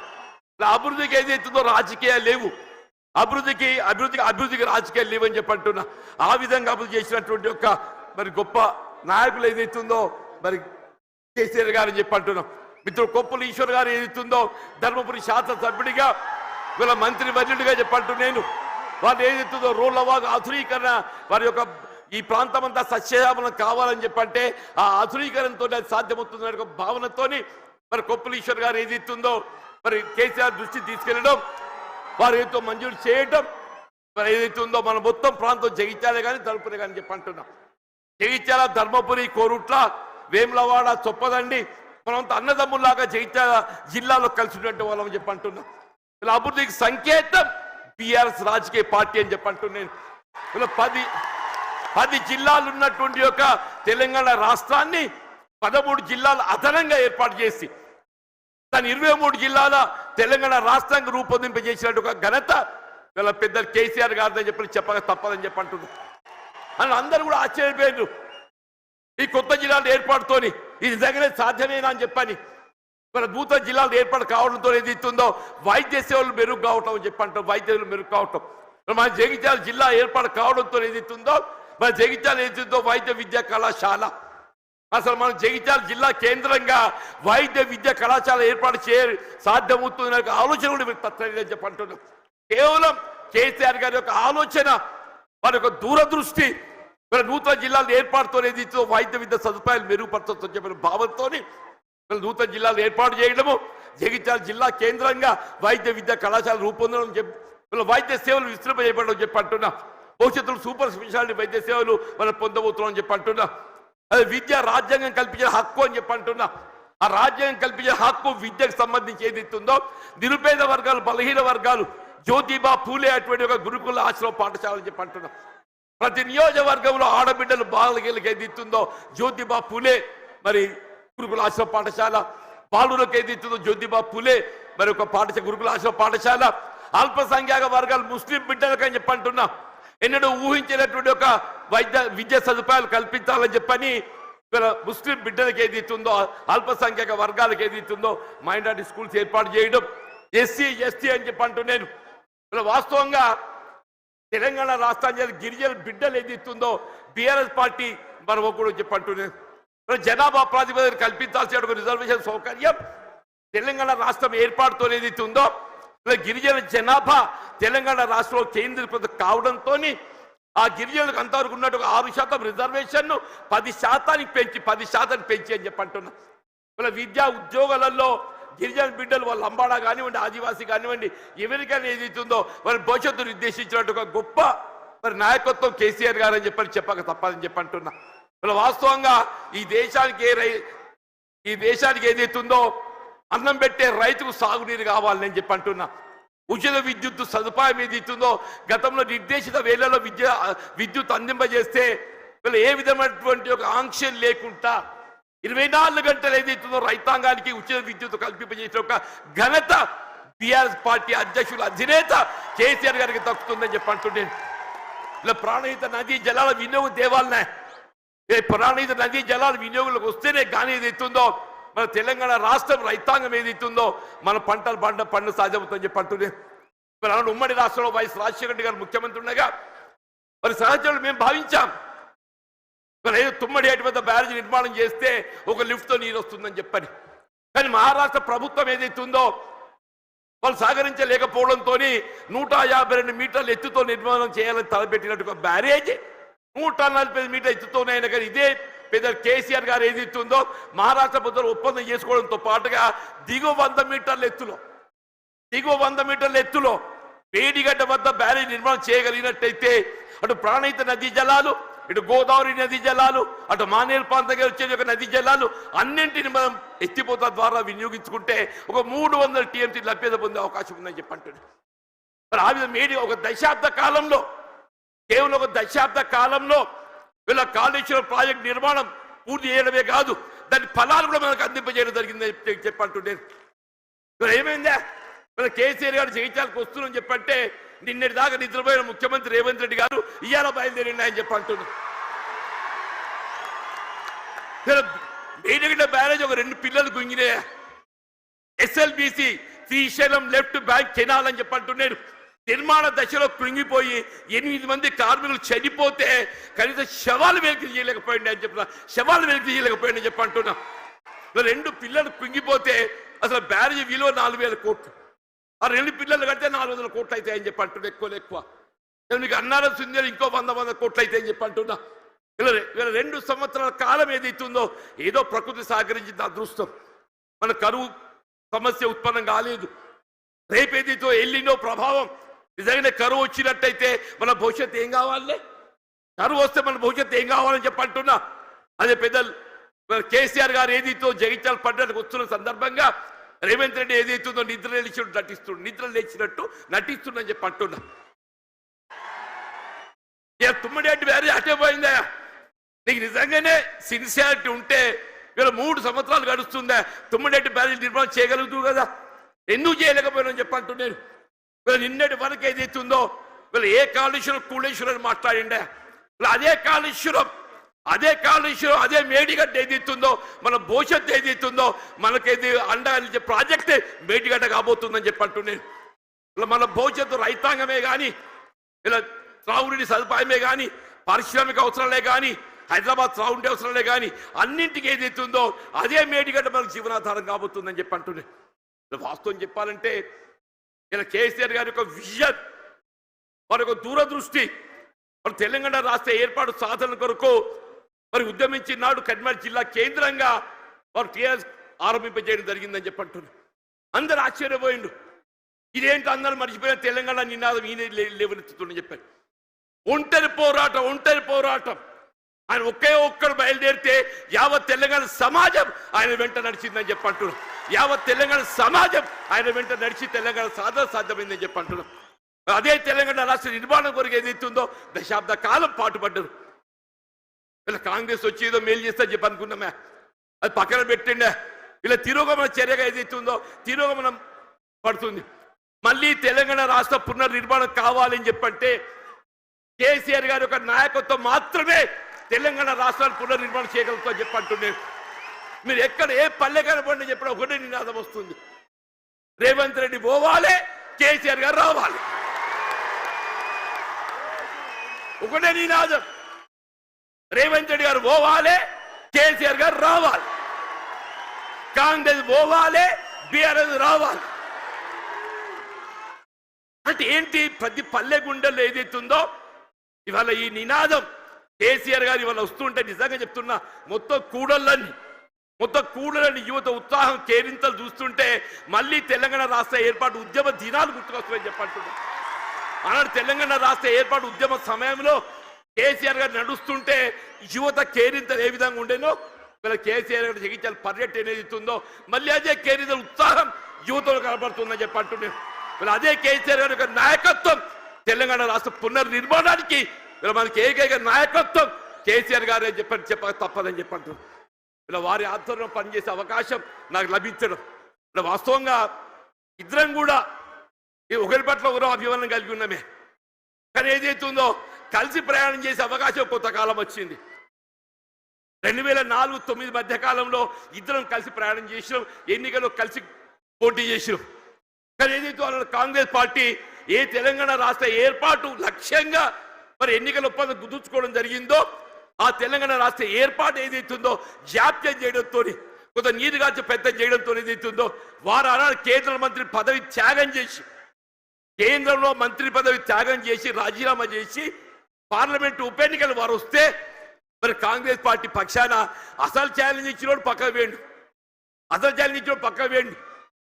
కేసీఆర్ గారిని ఎదుర్కోవాలంటే మామూలు విషయం కాదు, కేసీఆర్ ఎదుర్కోవడం మామూలు విషయం కాదు అంటూ నేను అన్నాడు. ఏదైతే ఇదే కాంగ్రెస్ పార్టీ నన్ను దొరకబట్టి ఆయన ముందు నిలబెట్టిందా, నన్ను దొరకబెట్టి వారి ముందు నిలబెట్టిందని చెప్పి అంటున్నా. ఇక ఏం చెప్పాలి నా గోస ఏం చెప్పాలని చెప్పి అంటున్నాను. అంటే నిజంగానే వారిని అడ్డుకోవడం సాధ్యమేనానే? వారికి ఎందుకు ఒక లక్ష్యం ఉంది, తెలంగాణ రాష్ట్ర ఏర్పాటు లక్ష్యం ఉందని చెప్పి అంటున్నా. ఆ లక్ష్యాన్ని అడ్డుకోవడం సాధ్యమేనని చెప్పి అంటున్నాను. అది ఎవరితో సాధ్యం కాదు. వారు ఏదో 2 పర్యాయాలు ఉప ఎన్నికలు గెలిచి యావత్ తెలంగాణ సమాజాన్ని జాగృతి చేసి తెలంగాణ రాష్ట్రాన్ని సాధించడం జరిగిందని చెప్పి అంటున్నాను. మరి అటువంటి క్రమశిక్షణ గల కార్యకర్తను నేను, అటువంటి క్రమశిక్షణ గల కార్యకర్తను యావత్ తెలంగాణ రాష్ట్రం ఆశ్చర్యం. ఇదేందా జీవన్ రెడ్డి మరి ఏం చేయాలని ఆయన 20 మాసాలు ఏదైతే నా ఉసురు పోసుకున్నారు మీరు, 20 మాసాలు ఉసురు పోసుకున్నారని చెప్పంటున్నా. నేను ఇంతకాలం ఈ మానసిక క్షోభ నేను భరించాలని చెప్పంటున్నాను. సాధ్యమేనా చెప్పండి అన్న చెప్పంటు నేను 4 దశాబ్దాలు కాంగ్రెస్ పార్టీ బలోపేతం కొరకు అకుంఠిత దీక్షతో ఏదైతుందో నేను పోరాటం చేసి నేను పాటుపడితే చివరికి దక్కింది ఏందే, చివరికి దక్కింది ఏంటి అని చెప్పంటు నేను. ఆల్రెడీ ఈ వాయిస్ లోపల నాకు ఈ గోసేంది అంటూ నేను. ఇవాళ 75-76 సంవత్సరాలు వచ్చినాయి అంటున్నా. నా జీవితం చివరి దశ చేరుకుందని చెప్పి అంటున్నా. నా జీవితం చివరి దశలో ఏదైతుందో నాకు ఈ మానసిక క్షోభ ఏంటి అని చెప్పి అంటున్నాను. ఇలా కేసీఆర్ గారు పెద్ద మనసుతో ఏదైతుందో మరి నా చేయూత నాకు ఏదైతే చెయ్యి అందించి నాకు అండా నిలుచుండని చెప్పి అంటున్నాను. అదే 4 దశాబ్దాల కాలం కాంగ్రెస్ పార్టీ సేవలో కాంగ్రెస్ పార్టీ నిర్మాణంలో నేను పాటుపడితే ఆ చివరి దక్కింది అయింది. మళ్ళీ కేసీఆర్ గారే చెప్పంటున్నాను పెద్ద మనసుతోని గతంలో ప్రత్యర్థులు ఒక భావన రానియకుండా గతంలో ప్రత్యర్థులు పోటీ చేసుకున్నప్పుడు కూడా ఏదైతుందో అది భిన్న రాజకీయ పార్టీ యొక్క ఆలోచన విధానం కానీ ఆ జీవన వ్యక్తిగతంగా ఏదైతుందో విలువలు కట్టుబడే ఒక వ్యక్తిత్వం కాబట్టి అది ఒక భావనతోని వారు నాకు చేయూత అందించింది. అంత గొప్ప మనసు అని చెప్పంటూ నేను దయచేసి ఇలా జగిత్యాల గడ్డ నేనేదో ఆశించి కాదు నాయన, నేను అన్ని చూసిన నేను చూడని ఏమీ లేదు. ఈ 4 దశాబ్దాల కాలంలో చూడని ఏమీ లేదు. ఒకటే ఒకటి వీళ్ళ రాష్ట్రాన్ని పట్టుకుని శని పీఠ విరగడ కావాలని చెప్పంటు ఒకే ఒక్కటి ఈ రాష్ట్రాన్ని పట్టుకొని శని పీఠ విరగడ కావాలని చెప్పంటున్నా. ఆ శని పీఠ విరగడ కావడానికి కొరకు ఏదైతుందో కేవలం కేసీఆర్ గారి యొక్క నాయకత్వంతో మాత్రమే సాధ్యమవుతుంది. ఒక భావనతో ఏదైతుందో ఇవాళ కేసీఆర్ గారి యొక్క నాయకత్వంలో బీఆర్ఎస్ పార్టీ చేరదొరుకుతుందని చెప్పంటు. దయచేసి ఇంతకాలం నాకు అడ్డా నిలిచిందా మీరు? నిజంగా మీ అందరికీ నా శేష జీవితం మీ అందరికీ నీ సేవ చేసి రుణం తీసుకోలేని చెప్పంటున్నాను. వీళ్ళ కేసీఆర్ గారి యొక్క నాయకత్వంలో వీళ్ళ ఉమ్మడి కరీంనగర్ జిల్లానే కాదు యావత్ తెలంగాణ రాష్ట్రంలో గులాబీ జెండా ఎగరవేయటమే మనందరూ ఒక లక్ష్యంగా మనం ముందు పోవాలని చెప్పంటున్నా. రాబోయే కాలం 119 స్థానాలు ఉంటే ఎన్ని ఉంటాయో తెలియదు, కానీ ఎన్ని స్థానాలు ఉన్నా అని ఉమ్మడి రాష్ట్రంలో కాంగ్రెస్ పరిస్థితి ఏ విధంగా మారిందో రేపు రాబోయే శాసన ఎన్నికల్లో మీకు 94 ఉప ఎన్నికల్లో కాంగ్రెస్ పార్టీ పరిస్థితి కంటే ఇంకా దీనంగా తయారైపోతుందని చెప్పకుండా మనం చూస్తామని చెప్పంటాం. ఇట్ వాజ్ నాట్ బట్ 10% అన్నాడు, ఇట్ వాజ్ నాట్ బట్ 10% అని చెప్పంటున్నా. ఇవాళ పరిస్థితి కూడా ఏదైతుందో రాబోయే కాలంలో ఇవాళ ప్రజాభిప్రాయం ఎవరైనా ప్రజాభిప్రాయానికి అనుగుణంగా పనిచేయాలి. రేపు ప్రజాభిప్రాయానికి అనుగుణంగా ఏదైతుందో కేసీఆర్ గారి యొక్క నాయకత్వం పనిచేయాలి. వాళ్ళు ఎప్పటికైనా ఒకటి కోరుకుంటుంది, అరే ఇంత మంచిని నేను విడిచిపెట్టుండే ఏందే, అరే నిజంగా ఆలోచిస్తే కూడా ఆశ్చర్యం కలుగుతుందా? ఆయన నాకే పగోడు కాదు, నేను గతంలో కలిసి ప్రయాణం చేసినాం. వారి జీవితం విద్యార్థి దశలో ఏదైతుందో ఇదే జగిత్యాల అంగడి బజార్లో గడిపిందని చెప్పి అంటున్నా. జగిత్యాలకు కేసీఆర్ గారికి ఉన్న ఒక అనుబంధం ఏదైతుందో ఇప్పటి తరాన్ని తెలియకపోవచ్చు, కానీ కేసీఆర్ గారి ఒక బాల్య జీవితం ఏదైతుందో జగిత్యాలతో ముడివేసుకుందని చెప్పంటున్నారు. అటువంటి కేసీఆర్ గారు ఏదైతుందో ఆనాడు బాధిత పీడిత వర్గాలు ఏదైతుందో వారి యొక్క హక్కుల సాధన కొరకు జగిత్యాల చైత్ర యాత్ర ఏదైతే ఇదే గడ్డ మీదకి వెళ్ళి ఇదే సమావేశ స్థలికి వెళ్ళి ఆరంభింపజేసిందని చెప్పంటున్నారు. కేసీఆర్ గారు ఒకటే చెప్పిండ్రు, వారే అన్నారు అది మనం 70లో ఒకసారి ఏదైతుందో ఆనాడు జగిత్యాల చైత్ర యాత్ర చేసిన చూడండి, అదే జాగ్రత్త పెట్టాలన్నయ్య, మన స్ఫూర్తి మనం వినిపించాలని చెప్పిండ్రు. వారి ఆలోచనకు అనుగుణంగా ఏదైతుందో కేసీఆర్ గారి ఒక చైత్ర యాత్ర ఇదే జగిత్యాల గడ్డ నుండి ఇదే కేంద్రానికి వెళ్ళి వారు పిలిపిస్తున్నారని చెప్పంటున్నారు. రాష్ట్రంలో గులాబీ జెండా ఎగరవేయడం, కేసీఆర్ గారిని తిరిగి ముఖ్యమంత్రిగా ఏదైతుందో నెలకు వారు ఏర్పాటు చేసుకొని ఈ రాష్ట్ర పూర్తిగా తోడ్పడడం మన ఏకైక లక్ష్యంగా పనిచేయాలి. మరి ఆ విధంగా పనిచేసే అవకాశం కల్పించినందుకు మరి హృదయపూర్వక ధన్యవాదాలు చెప్తామని చెప్పండి. వాస్తవంగా ఏదైతుందో కేటీఆర్ గారు హరీష్ రావు గారు వాళ్ళు రావాల్సిందే, వారికి వేరే బాధ్యత అప్పగించడంతో మరి కేటీఆర్ గారు హరీష్ రావు గారు రాలేకపోయిండు.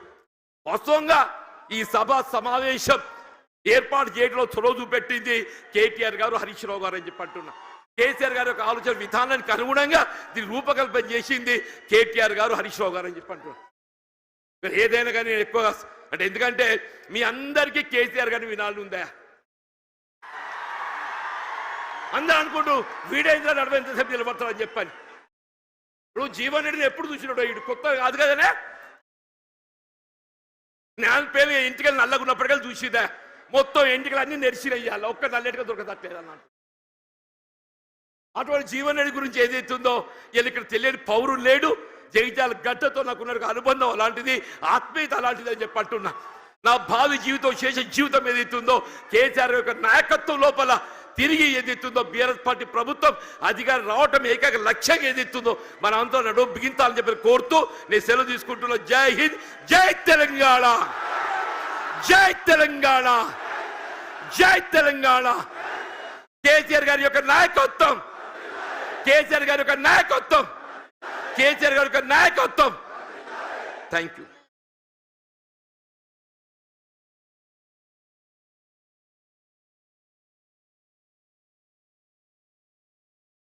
ఇప్పుడు మీరు ఎప్పటి నుంచో ఎదురు చూస్తూ ఎన్నో రోజుల నుంచి కేసీఆర్ గారి పలుకు వినాలి, కేసీఆర్ గారిని చూడాలి అని ఎర్ర టెండ కూడా వదిలిపెట్టి వచ్చిన ఈ అవకాశం తీసుకున్న మా గౌరవ ముఖ్యమంత్రి వర్యులు, మాజీ ముఖ్యమంత్రి వర్యులు, తెలంగాణ వ్యవస్థాపకులు, తెలంగాణ రాష్ట్ర సాధకుడు ఇలా కల్వకుంట్ల చంద్రశేఖర్ గారిని వారి సందేశం ఇవ్వాల్సిందిగా కోరుతున్నాను.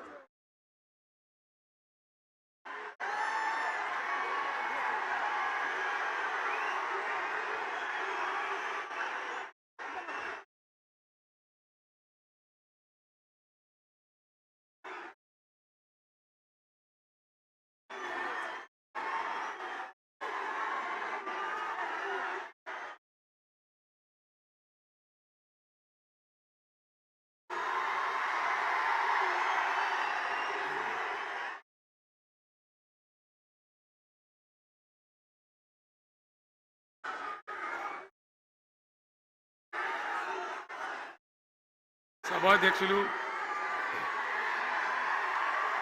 జగిత్యాల జిల్లా టిఆర్ఎస్ అధ్యక్షులు గౌరవనీయులు విద్యాసాగర్ రావు గారు,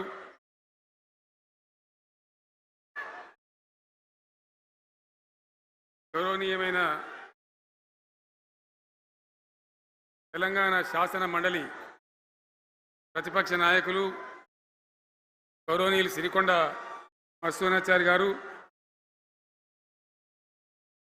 శాసన మండలి సభ్యులు ఎల్ రమణ గారు,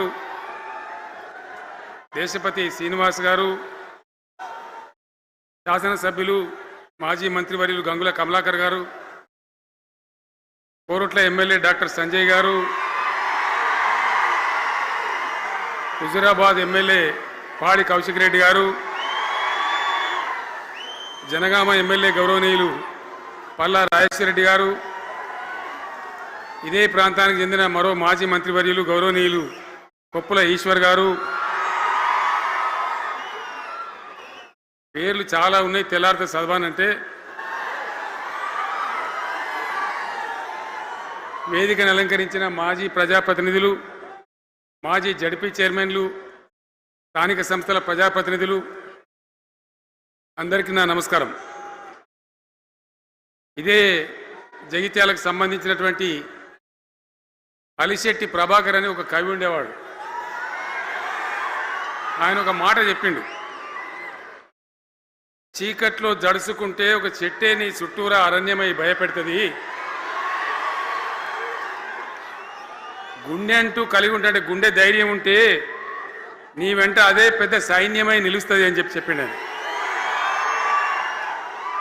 ఇలా నా కళ్ళ ముందున్నటువంటి మీరు, మీతో రెండింతలు బయట రోడ్ల మీద ఉన్నటువంటి అశేషమైనటువంటి జీవన్ రెడ్డి గారి అభిమానులు, మీ అందరి ఆశీర్వాదంతో ఈరోజు జీవన్ రెడ్డి గారి చేరిక కరెక్ట్గా ఆయన గుండె ధైర్యం ఉన్నాడు కాబట్టి, ఉన్నట్టు నికాలస్గా మాట్లాడతాడు కాబట్టి ఇలా ఆయన నిర్ణయం తీసుకొని ఇంత పెద్ద సైన్యాన్ని తీసుకొని తెలంగాణ రాష్ట్ర భవిష్యత్ ప్రయోజనాల కోసం ఆయన బీఆర్ఎస్లో చేరిన విషయం మీ అందరికీ తెలుసు.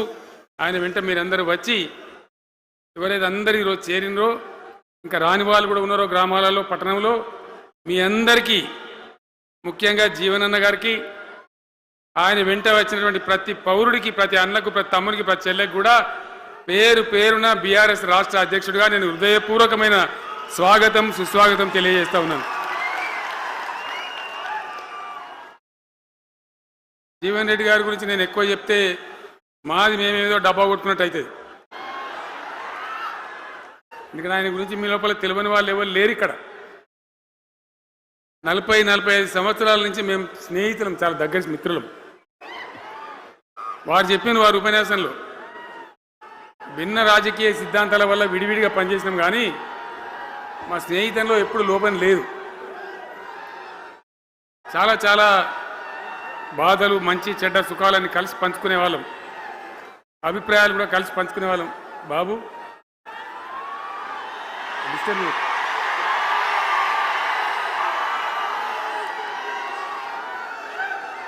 మంది లొల్లి పెట్టడం కూడా కాదురా వారు.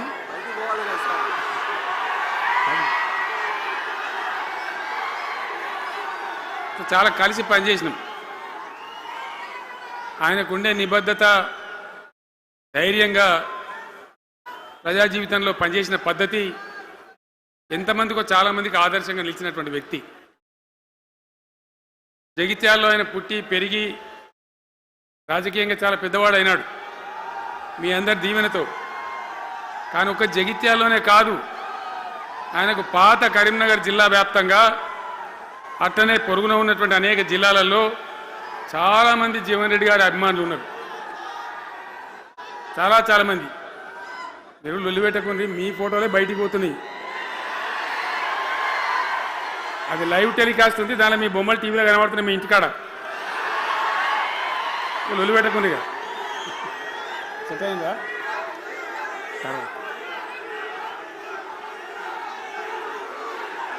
సో అట్లా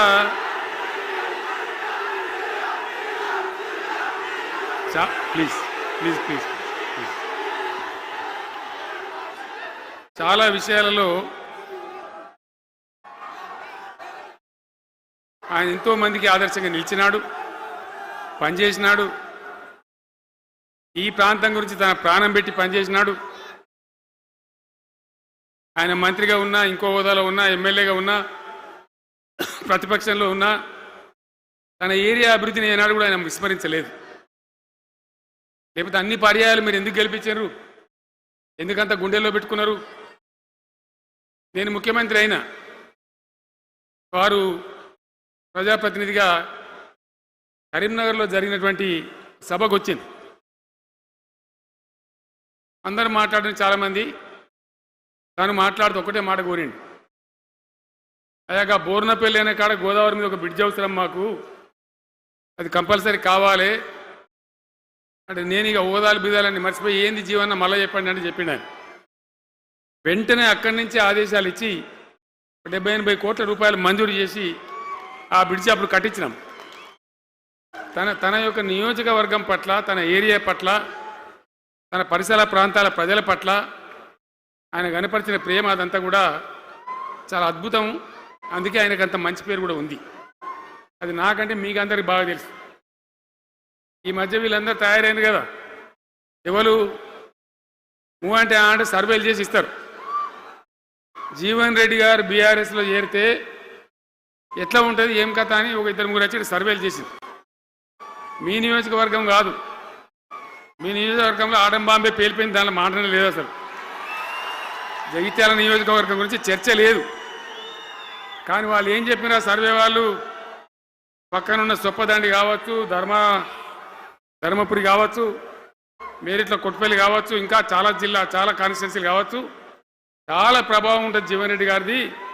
ఒక అద్భుతమైనటువంటి దీంతో రాజకీయమైన ఇది వస్తుందని చెప్పి వాళ్ళు సర్వే చేసి చెప్పినారు. అది జీవన్ రెడ్డి గారికి ఉన్నటువంటి విశిష్టత. ఒక నియోజకవర్గానికో 10 మందికో కాకుండా తనకు ఏ హోదా లభించినా, ఏ హోదాలో పనిచేసినా చాలా బ్రహ్మాండంగా ఆయన ఇక్కడ ప్రాంతం కోసం తపన పడ్డాడు. ఒక ఉదాహరణ మీకు కనపడుతుంది. పేరు ప్రతిష్ట లేని వ్యక్తులు గ్రాడ్యుయేట్స్ కాన్స్టిట్యున్సీలో ఎమ్మెల్సీగా నిలబడితే గెలవరు. ఆయన శాసనసభ్యునిగా ఇక్కడ ఓటమి చెందినా ఇమ్మీడియట్గా మళ్ళీ ఎమ్మెల్సీగా పోటీ చేస్తే ఇక్కడ ఉండబడే విజ్ఞులందరూ కూడా బ్రహ్మాండంగా గెలిపించాను. ఎందుకు వాళ్ళు ఎందుకు అంటున్నా? అట్లా కాదు కదా. ఇక్కడ నేను మొత్తుకుంటున్నా, అక్కడ నువ్వు మొత్తుకుంటున్నావు, అర్థమవుతుందా?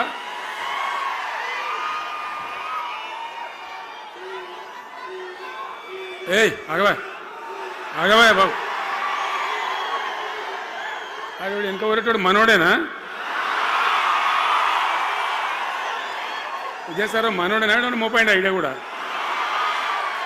మనోడేనా? మన బుక్కుండా పెట్టు. ఇంత దూరం వచ్చి మనం ఇంత సభ పెట్టుకొని 4 విషయాలు ప్రజలకు చెప్పుకోవాలి కదా. ఈ బట్టి అరుపులరిస్తే ఏం లాభం? సో అట్లా జీవన్ రెడ్డి గారు తన రాజకీయ ప్రస్థానాన్ని ఒక సమితి ప్రెసిడెంట్గా ప్రారంభించి ప్రజా సమస్యల మీద పోరాటం చేసి సివిల్ లిబర్టీస్లో కూడా అడ్వకేట్గా నాడు ఎంతోమందికి పౌర హక్కుల సంఘానికి కూడా మద్దతు ఇచ్చి అచ్చమైన నికార్సైనటువంటి ప్రజా కార్యకర్త నిరూపించుకొని అంచెలంచెలుగా ఎదిగి ఇంతకుముందే ఆయన చెప్పినట్టుగా అనేకమైనటువంటి పదవులు ఆయన చూసినాడు. పదవులైన కొత్త కాదు, బ్రహ్మాండంగా శాసనసభ్యుని గెలవడం, మంత్రి పదవులు అలంకరించడం, అనేక రంగాలలో అనేక రకాలుగా పనిచేయడం అంతా కూడా మీకు తెలుసు. నేను కొత్తగా చెప్పే అవసరం లేదు. నేను ఒక్కటే మాట మీకు మనవి చేస్తా ఉన్నా. జీవన్ రెడ్డి గారు నేను మొన్న కలిసినప్పుడు ఒక మాట అనుకున్నాం. మేము ఎట్లా ముందుకు పనిచేద్దాం ఏంది, మేము ఇద్దరు మూలకోలం అనుకొని ఒక కుటుంబంలో అన్నదమ్ములాగా పనిచేద్దామని చెప్పిన నేను. ఇంత ప్రేమగా అంటే మనం కుటుంబంలాగా ఈ పార్టీకి బ్రహ్మాండమైన ఒక పిల్లర్స్ లాగా పనిచేసి ముందుకు తీసుకొని పోదామని చెప్పి నేను చెప్పడం జరిగింది. ఈరోజు పార్టీలో వారు చేరిన వెంటనే చాలా బ్రహ్మాండమైనటువంటి మనకు ఒక ఊపు వస్తూ ఉంది. నేను జీవన్ రెడ్డి గారిని కోరుతా ఉన్నా, జగిత్యాల మందం కాదు, జగిత్యాల జిల్లా కాదు, పాత కరీంనగర్ జిల్లా కాదు, మీరు ఆదిలాబాద్ చూడాలి, నిజామాబాద్ చూడాలి, పరిసర జిల్లాలు చూడాలి. పార్టీ ప్రధాన కార్యదర్శిగా ఈ నిమిషం నుంచి నేను అపాయింట్ చేసుకుంటా ఉన్నాను. బ్రహ్మాండంగా ఈ ప్రాంతం అంతా కూడా మీ సేవలు అవసరం ఉన్నాయి పార్టీకి. అదే కాదు, 600 ఏది ఏమైనా ఏమవుతుంది? 100% మళ్ళా బీఆర్ఎస్ గవర్నమెంట్ వస్తుంది. వస్తుందా? వస్తుందంటూ చేయలేవాటి ఒకసారి కెమెరాలు కట్టి దింపురా బాబు. వస్తుంది కదా. ఇవాళ జీవన్ రెడ్డి గారు పార్టీలో బాబు కౌశిక్ రెడ్డి జర ఆగబట్టరు వాళ్ళు.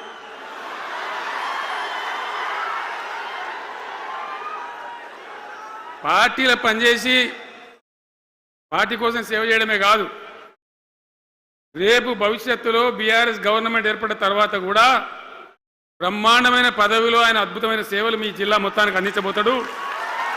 తెలంగాణ రాష్ట్రానికే ఆయన సేవలు అందించబోతాడు. ఇది నా మాట, కేసీఆర్ మాట అని నేను జగిత్యాల గడ్డ మీద చెప్తా ఉన్నా. నేను ఎక్కడన్నా మాట ఇచ్చినంటే తప్పలే. కాబట్టి జీవన్ రెడ్డి గారిని మీరు జగిత్యాల మందం మీరు యుద్ధం చేయాలి. యుద్ధం చేసేదానికి ఆయన ముఖాబిల మనిషే లేడీడా, మీరు సరిపోతారు. ఆయన నాకు అప్పచెప్పాల బయట పనిచేయడానికి. కరెక్టే కదా? అట్లే చేద్దామా? అట్లే ముందుకోదామా? జగిత్యాల యుద్ధం మీ వంతు, తెలంగాణ యుద్ధం మా వంతు. ఓకే కదా?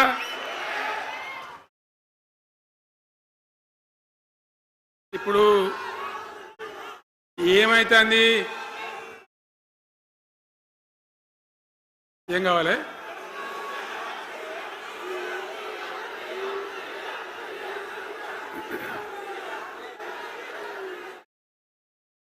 గింతే మనది మనం అనుకొని పోదాం మరిగా. బంద్ చేయండి బాబు, మీరు ముద్దుమంతులకు చెప్పండి వాళ్ళకు. తెలంగాణ చాలా భయంకరమైన పరిస్థితులలో ఉండే. దుఃఖం వచ్చేది, ఏడుపు వచ్చేది. ఎమ్మెల్యేలుగా ఉన్నా ఏం చేయలేని పరిస్థితి. ఆగమాగం అడివేడివి కదా. ఎట్లా ఉండే తెలంగాణ మనం చూడలేదా? తెలంగాణ రాకముందు ఎంత భయంకరమైనటువంటి బాధలుండే, ఎంత కష్టం ఉండే. ఎవడన్నా తెలంగాణని మాట్లాడేవాడు ఉండనా? అసెంబ్లీలో, అక్కడిక్కడ కాదు, అసెంబ్లీలో కూడా ఒక ఆయన పాపం ప్రణయ్ భాస్కర్ అని వరంగల్ ఎమ్మెల్యే ఉండే. ఏదో విషయంలో ఆయన మాట్లాడబోతే, తెలంగాణని మాట్లాడబోతే, తెలంగాణ గిలంగాణ జాంతానే మాట్లాడదా, ఇది అసెంబ్లీలో తెలంగాణ అనద్దు అని నిషేధం. అంత భయంకరమైన వివక్ష, అంత భయంకరమైన దాడి. మన భాష మీద దాడి, మన బతుకు మీద దాడి, మన నీళ్ళ మీద దాడి, మన ఉద్యోగాల మీద, మన వనరుల మీద, మన ఆస్తుల మీద మొత్తం దోపిడీ చేయడం తప్ప ఇక్కడికి ప్రజలను బికారీలాగా వదిలిపెట్టినారు. రైతాంగం ఆగమాగం అయిపోయి చెట్టుకోలు గుట్టకోలు అయిపోయి. ఇంత ఎస్ఆర్ఎస్పి కాలువ ఉన్నటువంటి మెట్టిపల్లి, జగిత్యాల, సొప్పదండి ఇట్లాంటి ప్రాంతాల నుంచి కూడా దుబాయ్కి, బొంబాయికి వలసలు. పాలమూరు జిల్లా అయితే భయంకరమైన వలసలు. ఎంతకు పోయింది తెలంగాణ అంటే, కొన్ని పార్టీలు మరి వాళ్ళు చేసింది మంచిదా చెడ్డదా పక్కకు పెడితే దుఃఖం వచ్చేది, బాధ కలిగేది, ఆవేశం రగిలేది. మహబూబ్ నగర్ జిల్లాలో 190 మంది యువకులు వలస. బతకానంటే బతకపోవాలి, ఆడ బతుకు లేదు. ఉన్న ముసలోళ్ళకు, ముడిగోళ్ళకి ఇంత డబ్బులు వాళ్ళు పంపిస్తే కంట్రోల్ బియ్యం కొనుక్కొని తిని బతకాలి. అందులో కొంతమందికి అందకపోతే కొన్ని పార్టీల వాళ్ళు మేమేదో గొప్పతనం చేసామన్నట్టు గంజి కేంద్రాలు పెట్టేది. గంజి కేంద్రాలు గుండెలు రగిలి, నా తెలంగాణ గంజి కేంద్రాలు, ఎవడో గంజి పోతే బతకాలన్నట్టు అంత అధ్వాన స్థితికి తెలంగాణ దిగజార్చిండ్రు. అది కాంగ్రెస్ ప్రభుత్వం కావచ్చు, టీడీపీ ప్రభుత్వం కావచ్చు. తీయటి పుల్లటి మాటలు చెప్పుడు తప్ప కసుకేటి నీళ్ళు తెచ్చియలే, మంచినీళ్ళు ఇయ్యలే, కడుపు నిండా కరెంట్ ఇయ్యలే, ఏది లేదు. అంత పట్టిదే గ్యాస్. మాట్లాడు, చెప్పుడు, మోసం చేసి పోవుడు. మనం గొర్రెల్లాగా, మన దగ్గర అడిగే నాయకులు లేడు, నిలదీసేవాళ్ళు లేడు, అందరు కట్టుబానిసలు అయిపోయారు. ఆ పరిస్థితులలో మూనిగే నక్క మీద తాటికాయ పడ్డట్టు ఆనాడున్న ముఖ్యమంత్రి చంద్రబాబు నాయుడు కరెంటు ఛార్జీలు పెంచాడు, భయంకరంగా పెంచాడు. తెల్లారి నేను ఒక ఉత్తరం రాసిన, నీ కరెంటు ఛార్జీల పెంపుదల వాపసు తీసుకో, లేకపోతే ఈ సమైక్య రాష్ట్రంలో మాకు న్యాయం జరగదని నేను ఉద్యమానికి పోవాల్సి వస్తుంది, తెలంగాణ కోసం కొట్లాడాల్సి వస్తుందని చెప్పి రాసిన. ఆయన తీసుకోలే. కొంతమంది రైతులు పాపం పోరాటానికి వచ్చింది. మీరు కొత్త వాళ్ళు చూడకపోవచ్చు కానీ చాలా పాత వాళ్ళకి తెలుసు. పోరాటానికి హైదరాబాద్కి వస్తే నిరసన తెలపడానికి పట్టబగలు 11:30 గంటలకు బషీర్ బాగులో ఇష్టం ఉన్నట్టు విచ్చలవిడి కాల్పులు జరిపి చంపేస్తే 3 రైతులు అక్కడికక్కడనే ప్రాణాలకి చచ్చిపోయారు. ఆ తర్వాత నిర్ణయం తీసుకున్నాం, ఇక లాభం లేదు, ఎదురు తిరిగితే కూడా వీళ్ళు కాల్చి చంపుతున్నారు, జెండా ఎత్తడం ఒకటే తప్ప మార్గం లేదని చెప్పి ఆనాడు నేను తెలంగాణ ఉద్యమానికి శ్రీకారం చుట్టాను. ఎంబడ ఎవడు వచ్చినా సరే రాకున్నా సరే ప్రజలు ఉన్నారు, యువకులు ఉన్నారు, చూసుకుందాం దేకలేం అని చెప్పి బయలుదేరితే ఎక్కిరిచుడు ఏ వీడు పక్కపేదడు కేసీఆర్ గారు ఎవడో బొడి చేసి చంపేస్తాం అని ఒకడు మాట్లాడు, ఇది మగల పుట్టింది పుబ్బల పోతుంది ఇంకోడు మాట్లాడు, యాడికెళ్ళైతే హైదరాబాద్ తెలంగాణ వీడు దుకాణం పెట్టినది ఇంకోడు అనడు, నానా రకాలుగా అవమానపరిచేటువంటి మాటలు మాట్లాడు. కానీ మొక్కవం ధైర్యంతో చిత్తశుద్ధితోని బయలుదేరి పోరాటం చేస్తాం. ప్రజలు జమైతా పోయిను. మీ అందరికి తెలుసు, ఇదే జగిత్యాలకు నేను ఎన్నోసార్లు వచ్చిన, కోరుట్లకు ఎన్నోసార్లు వచ్చిన, గొప్పదండికి ఎన్నోసార్లు వచ్చిన, తిరగని ఊరే లేదు, తిరగని మండలాలు లేవు. అట్లా పక్షిలాగా మొత్తం తెలంగాణ తిరిగి విశ్వ ప్రయత్నం చేస్తే పెద్ద ఉద్యమ కెరటం తయారైన తర్వాత మేము కూడా తయారుపై మేము ఇస్తాం తెలంగాణ అని కాంగ్రెస్ పార్టీ మొదలుపెడితే సరే మంచి మాటగా ఎవడైతే ఇస్తే ఇచ్చినా ఎవడైతే కావాలి తెలంగాణ ఎవరిచ్చేంది అనే పద్ధతితోని కాంగ్రెస్తో జట్టు కట్టినాం, గెలిచినాం. అమాంతంగా నేను తెలంగాణ లేవట్టుకపోయి ఢిల్లీలో పెట్టాం. రాష్ట్రపతి ప్రసంగంలో వచ్చింది, కామన్ మినిమం ప్రోగ్రాంలో వచ్చింది, ఒక దశకు వచ్చింది. దాని తర్వాత కాంగ్రెస్ పార్టీ కూడా వెనుకకు పోయి ఎగబెట్టే ప్రయత్నం చేసింది. అప్పుడు రోషియా అని ఒక ఆయన ముఖ్యమంత్రి ఉండే, ఆ రోషియా 14F అని ఒకటి తీసుకొని వచ్చాడు. హైదరాబాద్ సిటీలో మనోళ్ళకి ఇక పోలీసు ఉద్యోగం సెప్రాస్ ఉద్యోగం కూడా దొరకదు. అప్పుడు నాకు తిక్కరేగింది. నేను బతికుండగానే ఉద్యమం నాటిపోయిన నాయకుని నేను బతికుండగానే ఇక వీళ్ళు ఇట్లా F-15 E-15 R-15 తెస్తే ఇంకేం మిగులుతుంది, సావో రేవో తేల్చుకోవాలని చెప్పి ఆ రోజు నేను శపథం కట్టిన. ఉద్యోగ గర్జన చేసి సిద్దిపేటలో కేసీఆర్ సచ్చుడో తెలంగాణ వచ్చుడో, ఈ తల్లి ఆందకనే మంచిగా దేకలేంగా అని చెప్పి ఆ శపథం చేసి ఆనాడు ఆమరణ నిరాహార దీక్షకు బయలుదేరితే మొత్తం తెలంగాణ అల్లకల్లోలమైంది. మీరు కూడా ఎక్కడోళ్ళు అక్కడ వందల వేల గ్రామాలలో టెంట్లు, లులులు, పార్లమెంట్లో అల్లకల్లోలం, ప్రజలంతా గందరగోళం చేస్తే అప్పుడు ఒక ప్రకటన ఇచ్చింది. చిదంబరం అంటే ఆయన వచ్చి హోంమంత్రి, తెలంగాణ ఏర్పాటు చేస్తామా నువ్వు దీక్ష బంద్ చేయి. నమ్ముతాం కదా, కేంద్ర హోంమంత్రి చెప్పినాక మరి నమ్మాలి కదా. దీక్ష బంద్ చేసినాం. తెల్లారి ఆంధ్రోలు మొత్తం రాజీనామాలు డ్రామా.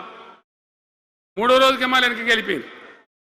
మళ్ళీ అప్పుడు జేఏసీ తయారు చేసి అన్ని పార్టీలను పెట్టి నానా తంటాలు పడి మళ్ళీ ఒక 3.5 ఏళ్ళు భయంకరంగా కొట్లాడితే మీరందరూ ఎక్కడి వాళ్ళు అక్కడ ఆశీర్వచనం ఇస్తే మీ ప్రేరణతోని మీ స్ఫూర్తితోని చివరికి తెలంగాణ రాష్ట్రం వచ్చింది కదా. వచ్చిన తర్వాత మీరేం చేసినారు, దీన్ని మంచో చెడనో చూసే బాధ్యత నీకే అని చెప్పి నాకు అప్పచెప్పి పని మొదలు పెట్టాలి. ఎట్లా కొత్త కుండలో ఈగదు వచ్చినట్టు. దీని ఆర్థికం తెలియదు, కథ తెలియదు, చాలా చాలా కష్టమైనటువంటి క్లిష్టమైన పరిస్థితి. అంత అలకటి పని కాదు. ఏం చేయాలా,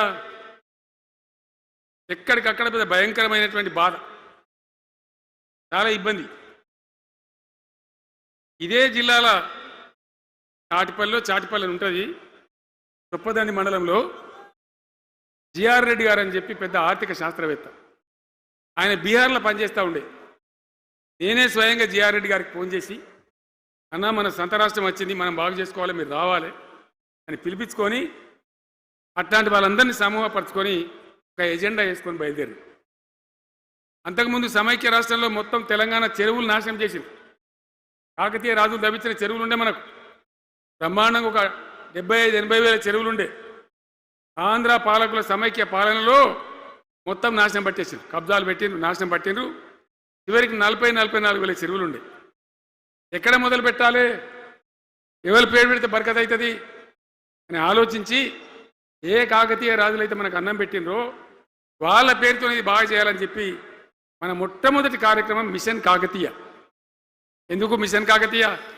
ఆ చెరువుల దరిద్రం వదిలిస్తే, వాటిని బందోబస్తు చేస్తే, వాటిలో నీటి నిల్వ సామర్థ్యం పెరిగితే గ్రౌండ్ వాటర్ పెరుగుతుంది, బోర్లు బాగా నీళ్ళు వస్తాయి. కాబట్టి అక్కడి నుంచి ప్రారంభించి చేసినాం. అది కూడా తెలంగాణ ప్రజలు, రైతులు ఒక ఉద్యమంలాగానే చేశారు. మట్టి తీసుకొని పోండి, సారవంతంగా ఉంటుంది, మీ పొలాలలో పోసుకోమంటే లక్షల ట్రాక్టర్ల మట్టి తీసుకొని పోయింది తెలంగాణ రైతాంగం. అన్ని గ్రామాలలో ఒక విప్లవం లాగా ఆ మట్టి తీసుకొని పోయి వాళ్ళ భూములలో పోసుకొని కూడా బ్రహ్మాండంగా చేసింది. అక్కడి నుంచి మొదలుపెట్టినటువంటి ప్రస్థానం 10 ఏళ్లలో ఎన్ని చేసినామో మీరు చూసారు.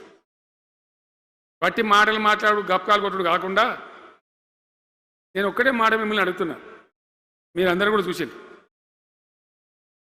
శాసనసభలో నిలబడి ఈ రాష్ట్ర చరిత్రలో ఎవడన్నా ఒక ముఖ్యమంత్రి ఈ 5 ఏళ్లలో మిషన్ భగీరథ కంప్లీట్ చేసి ప్రతి ఇంటికి నల్లా పెట్టి మంచినీళ్ళు ఇవ్వకపోతే మల్ల తేపకు నేను నిలవడం ఓట్లు అడగం అని చెప్పిన ముఖ్యమంత్రి ఎవరన్నా చూసినామా? నేను చెప్పిన మాట అసెంబ్లీలో నిలబడి చెప్పి ఆ 5 ఏళ్లలో మిషన్ భగీరథ నీళ్లు తెచ్చి 100% కులం మతం సంబంధం లేకుండా తండాలు మారుమూల పల్లెలకు కూడా ప్రతి గ్రామానికి ట్యాప్ పెట్టి ప్రతి ఇంట్లో ట్యాప్ పెట్టి మంచి స్వచ్ఛమైనటువంటి నీళ్ళు తెచ్చిచ్చింది. 5 ఏళ్ళు నడిచింది, నడవలే. మిషన్ భగీరథ నీళ్ళు పుష్కలంగా రాలే, ఏమైనా రాలేదా? వచ్చినాయా? మరి ఇప్పుడు ఏం రోగం పుట్టింది నాకు అర్థం కాదు. ఇప్పుడు ఎందుకు గుంటుతుంది అది? ఎందుకు నీళ్ళు ఎత్తలేవు? వస్తున్నాయా ఇప్పుడు? మరి ఏం చేయాలా? లాగులు వలగదాకా చంపాలే. మంచి మాట కాకపోతే ఏం చేస్తారు? మంచిగా కట్టిన ఇల్లు పెట్టిపోయి కదా, 5 ఏళ్ళు నడిచింది కదా, మరి మీకేం బీమారీ వచ్చింది నాకు అర్థం కాదు. ఇంత పొడుగు మాటలు మాట్లాడుతుందా? అడ్డం పొడుగు మాట్లాడుతుందా? పొద్దున్న లేతే కేసీఆర్ చావాలి, నువ్వు 1000 జన్మలు ఇచ్చినా నేను చావనా కొడుకు అనుకుంటున్నావు.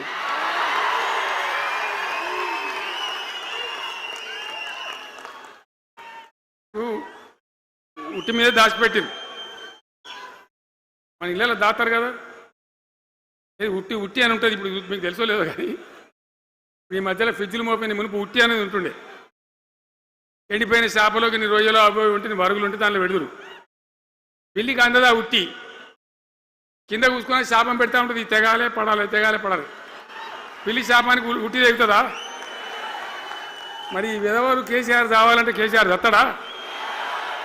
మీ దీవెన మీ ఆశీర్వచనం ఉంటే జీవన్ రెడ్డి గారు అన్నాడు నాకు 75 ఏళ్ళు వచ్చినాయి. జీవన నేను చెప్తున్నా, నాకు కూడా 72 వచ్చినాయి. నీ వెనకనే నేను కూడా లైన్లోనే ఉన్నా. నేను ఒక్కటే మాట చెప్తున్నా, ఈ మా దేశభక్తి శ్రీనివాసేమో నాకు ఇంత పెద్ద కట్ట రాసి ఇచ్చాడు, నువ్వు మాట్లాడాలి ఇవన్నీ. అవన్నీ కాదు, ఇక్కడ దరిద్రం పోయేదాకా ఇక్కడ టాప్ టు బాటం అన్ని వర్గాల ప్రజలు ఇది మా తెలంగాణ, మేము గర్వంగా బతుకుతాం, సంతోషంగా బతుకుతాం, అన్ని వర్గాల ప్రజలు తలెత్తుకొని వచ్చేదాకా మనం సేవ చేయాల్సిందే, చివరి శ్వాస దాకా కూడా చేయాల్సిందే, తప్పనే తప్పదు. బ్రహ్మాండంగా ముందుకు తీసుకొని పోవాలి. మీరు కూడా నాకు 75 వచ్చింది కాదు, ఇవాళ మీరు 50-25 ఏళ్ళు తగ్గిపోయింది మీ వయసు. అంత యువకునిలాగా అంత ఉత్సాహంగా ముందుకు దూసుకొని పోదాం. తెలంగాణ ఎట్లా మంచి దాని సంగతి చూద్దాం. ఇక ఇప్పుడు అన్నీ ఒక పొదరిల్లులాగా చేసినాం. కరెంటు చక్కగా ఉండేనా కేసీఆర్ రాకముందు? కరెంటు ఉండేనా? కేసీఆర్ ఉన్న రోజులు మంచిగా ఉండేనా? మరి మళ్ళీ ఇప్పుడు ఏం రోగం వచ్చే, ఏం బీమారి వచ్చే? కరెంటు కాకెత్తుకొని పోయిందా? ఆనాడు 7000 మెగావాట్లుంటే ఒక ఏడాది లోపల మంచిగా చేసి 24 గంటల కరెంట్ ఇచ్చినాం, ఒక క్షణం కూడా పోకుండా. ఎప్పుడైనా రిపేర్ అవుతుంది తప్ప, టెక్నికల్ ప్రాబ్లం అవుతుంది తప్ప పోకపోతుండే. అంత మంచి పవర్ సప్లై చేసినాం. దాని తర్వాత యాదాద్రి, భద్రాద్రి ఇంకా చాలా కొత్త సబ్స్టేషన్లు నిర్మాణం చేసినాం, జనరేటింగ్ స్టేషన్లు పెట్టినాం, 20,000 మెగావాట్లు తీసుకొని పోయినాం. ఇది దరిద్రులకు రాజ్యం అప్పయ్యే ముందు 20,000 మెగావాట్లు తీసుకొని పోయినాం. మరి ఏం రోగం వచ్చింది? ఏం బీమారి వచ్చింది? ఎందుకు ఇబ్బంది పెడుతున్నారు? అనేక చోట్ల రైతుల పొలాలు ఎండుతున్నాయి, పేపర్లలో ఫోటోలు వస్తున్నాయి, టీవీలలో వస్తున్నాయి, జనం ఏడుస్తున్నారు. ఎందుకు ఈ బాధ కలుగుతూ ఉంది? ఇది ఆషామాషి వ్యవహారం కాదు. ఇది జీవన మరణ సమస్య, మన బతుకు తెరువు సమస్య. ఓట్లు వేసేటప్పుడు నేను సిలికలకు చెప్పినట్టు చెప్పిన, ఉల్టా పల్టా ఎటుపడితే అటు వేయకున్నాయా దెబ్బతింటారని చెప్పిన. నా మాట ఇన్నోడు ఇనలే. ఇప్పుడు ఏమైంది? ఏం జరుగుతుంది? ఆ రోజు నేను చెప్పిన, వీళ్ళు కనుక గెలిస్తే ఈ దుర్మార్గులు, వీళ్ళ గుండె లోపల తడి లేదు, వీళ్ళు రైతు బంధుకు రామ్ రామ్, దళిత బంధుకు జై భీమ్. అయిందా? అట్లే పక్క ముచ్చట నేను ఇది. ఇక ఇవాళ జీవన్ రెడ్డి గారు చెప్పిండు, కాంగ్రెస్ వాళ్ళు సభ పెట్టినాడు, కాటారంలో బుడరంలో పెట్టినాడు, ఆడ పైసలు ఎత్తారట.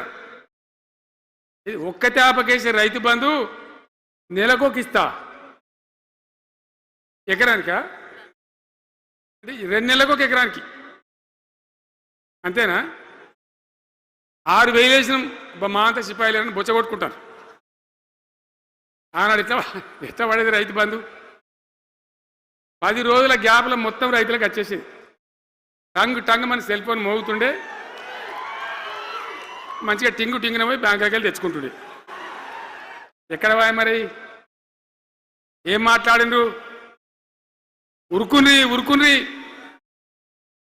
బ్యాంకులోకి పోయి 2 లక్షలు 3 లక్షలు లోన్ తెచ్చుకోండి, ఎల్లారే ఆనాడే సంతకం పెడతాం, లోన్లన్నీ మాఫీ అయినాయా? ఇట్లా అడ్డగోలు నోటికొచ్చిన మాటలు చెప్పి, ఇష్టం వచ్చిన కథలు చెప్పి అర్రాసు పాడబడినట్ట. కేసీఆర్ 10,000 ఇస్తాడా, మేము 15 ఇస్తాం. పింఛన్లు 2,000 ఇస్తాడా, మేము 4,000 ఇస్తాం. వికలాంగులకు 4,000 ఇస్తాడా, మేము 6,000 ఇస్తాం అనే వరకల్లా మన వాళ్ళు మోసపోయి. నేను చెప్పిన, ఇది మోసంరా నాయన, గోసపడతాము, ఇది అయ్యేది కాదు, ఆర్థిక పరిస్థితి లేదు అని నేను చెప్పిన. ఆ రోజే మీటింగ్లలో చెప్పిన. కానీ కొద్దిమంది ఆశపడితే ఏమైంది? 1.7%తో బీఆర్ఎస్ ఓడిపోయింది. మనం కూడా 39-40 ఎమ్మెల్యేలు గెలిచినాం. ఇంకో 10 మంది కొద్ది తేడాతోనే ఓడిపోయింది. అయితే 1.7% తేడాతోనే బీఆర్ఎస్ ఓటమి పాలైంది. సరే, మంచి మాట. మరి వచ్చిన ప్రభుత్వం పనిచేయాలి కదా, వాళ్ళకు కూడా అవకాశం ఇవ్వాలి కదా. సరే, మన దాన్ని వాడో వీడో కొంత దుంకులాడినా నేను మాట్లాడలే, బయటికి రాలే, తక్కువ 1-2 సార్లు తప్ప రాలే. వాళ్ళకు కూడా ఛాన్స్ ఇవ్వాలి, అవకాశం ఇవ్వాలి. మనం ఎక్కసంతో ఉండొద్దు, చేయని ఏం పరిపాలన చేస్తారో చేయని, మంచిదే కదా అని చెప్పి అనుకున్నాం. ఏమైతుంది? ఎక్కడ చూసినా చిల్లర మాటలు తప్ప ఒక్కటంటే ఒక్కటన్నా నిర్మాణాత్మకమైన కార్యక్రమం ఉందా? ఒక్కటన్నా ఏదైనా గొప్ప స్కీమ్ మొదలుపెట్టినరా? పొదరిల్లులాగా వడ్డించిన విస్తరలాగా తెలంగాణ మీకు అప్పచెప్పింది. ఎన్నిట్ల నంబర్ 1 తెలంగాణ, మంచినీళ్ళ సప్లైల నంబర్ 1, కరెంటు సప్లైల నంబర్ 1, పర్ క్యాపిటల్ తలసరి ఆదాయంలో నంబర్ 1, రాష్ట్ర స్థూల ఉత్పత్తి జిఎస్డిపిల నంబర్ 1. ఎన్నిట్లలో కేంద్ర అవార్డు రావాలి. అంత బాగా చేసిన తెలంగాణ 2.5 ఏళ్లలో ఇలా ఎవ్వని మాట్లాడించిన రైతులను మాట్లాడితే గొడవ వైడుతున్నారు. నాశనం అయిపోయిందన్న, చెడగొట్టుకున్నాం, మా చెప్పుతున్నాం, మేమే కొట్టుకుంటాం ఓటున్న వాళ్ళు కొంతమంది బాధపడి. ఎందుకు? ఎంత మంచిగా కడుపులో చల్లగదల కూడా రైతులకు ఎట్లుండే, ఎంత బాగుండే. కరెంటుకు బాధ ఉండేనా, నీళ్ళకు బాధ ఉండేనా? యూరియా బస్తాలు ఇయ్యే శాతం అయితే లేదా ఈ ప్రభుత్వానికి? యూరియా బస్తాలు కావాలి రాబోయంటే యాప్ పెట్టినే ఉంటాడు. దుకాణంలో లేకపోతే యాప్లోకి వెళ్తాయా? దమ్ముంటే తెచ్చి దుకాణంలో పెట్టాలి, కానీ ఆ యాప్లు పట్టుకొని తిరిగితే కాళ్ళకు వాపులు వస్తాయి, బస్తాలు మాత్రం దొరుకుతలేవు. నిజమేనా నేను చెప్పేది? ఎక్కడ చూసిన ఎరువు బస్తాలు కూడా శాతం కాదు ఆఖరికి.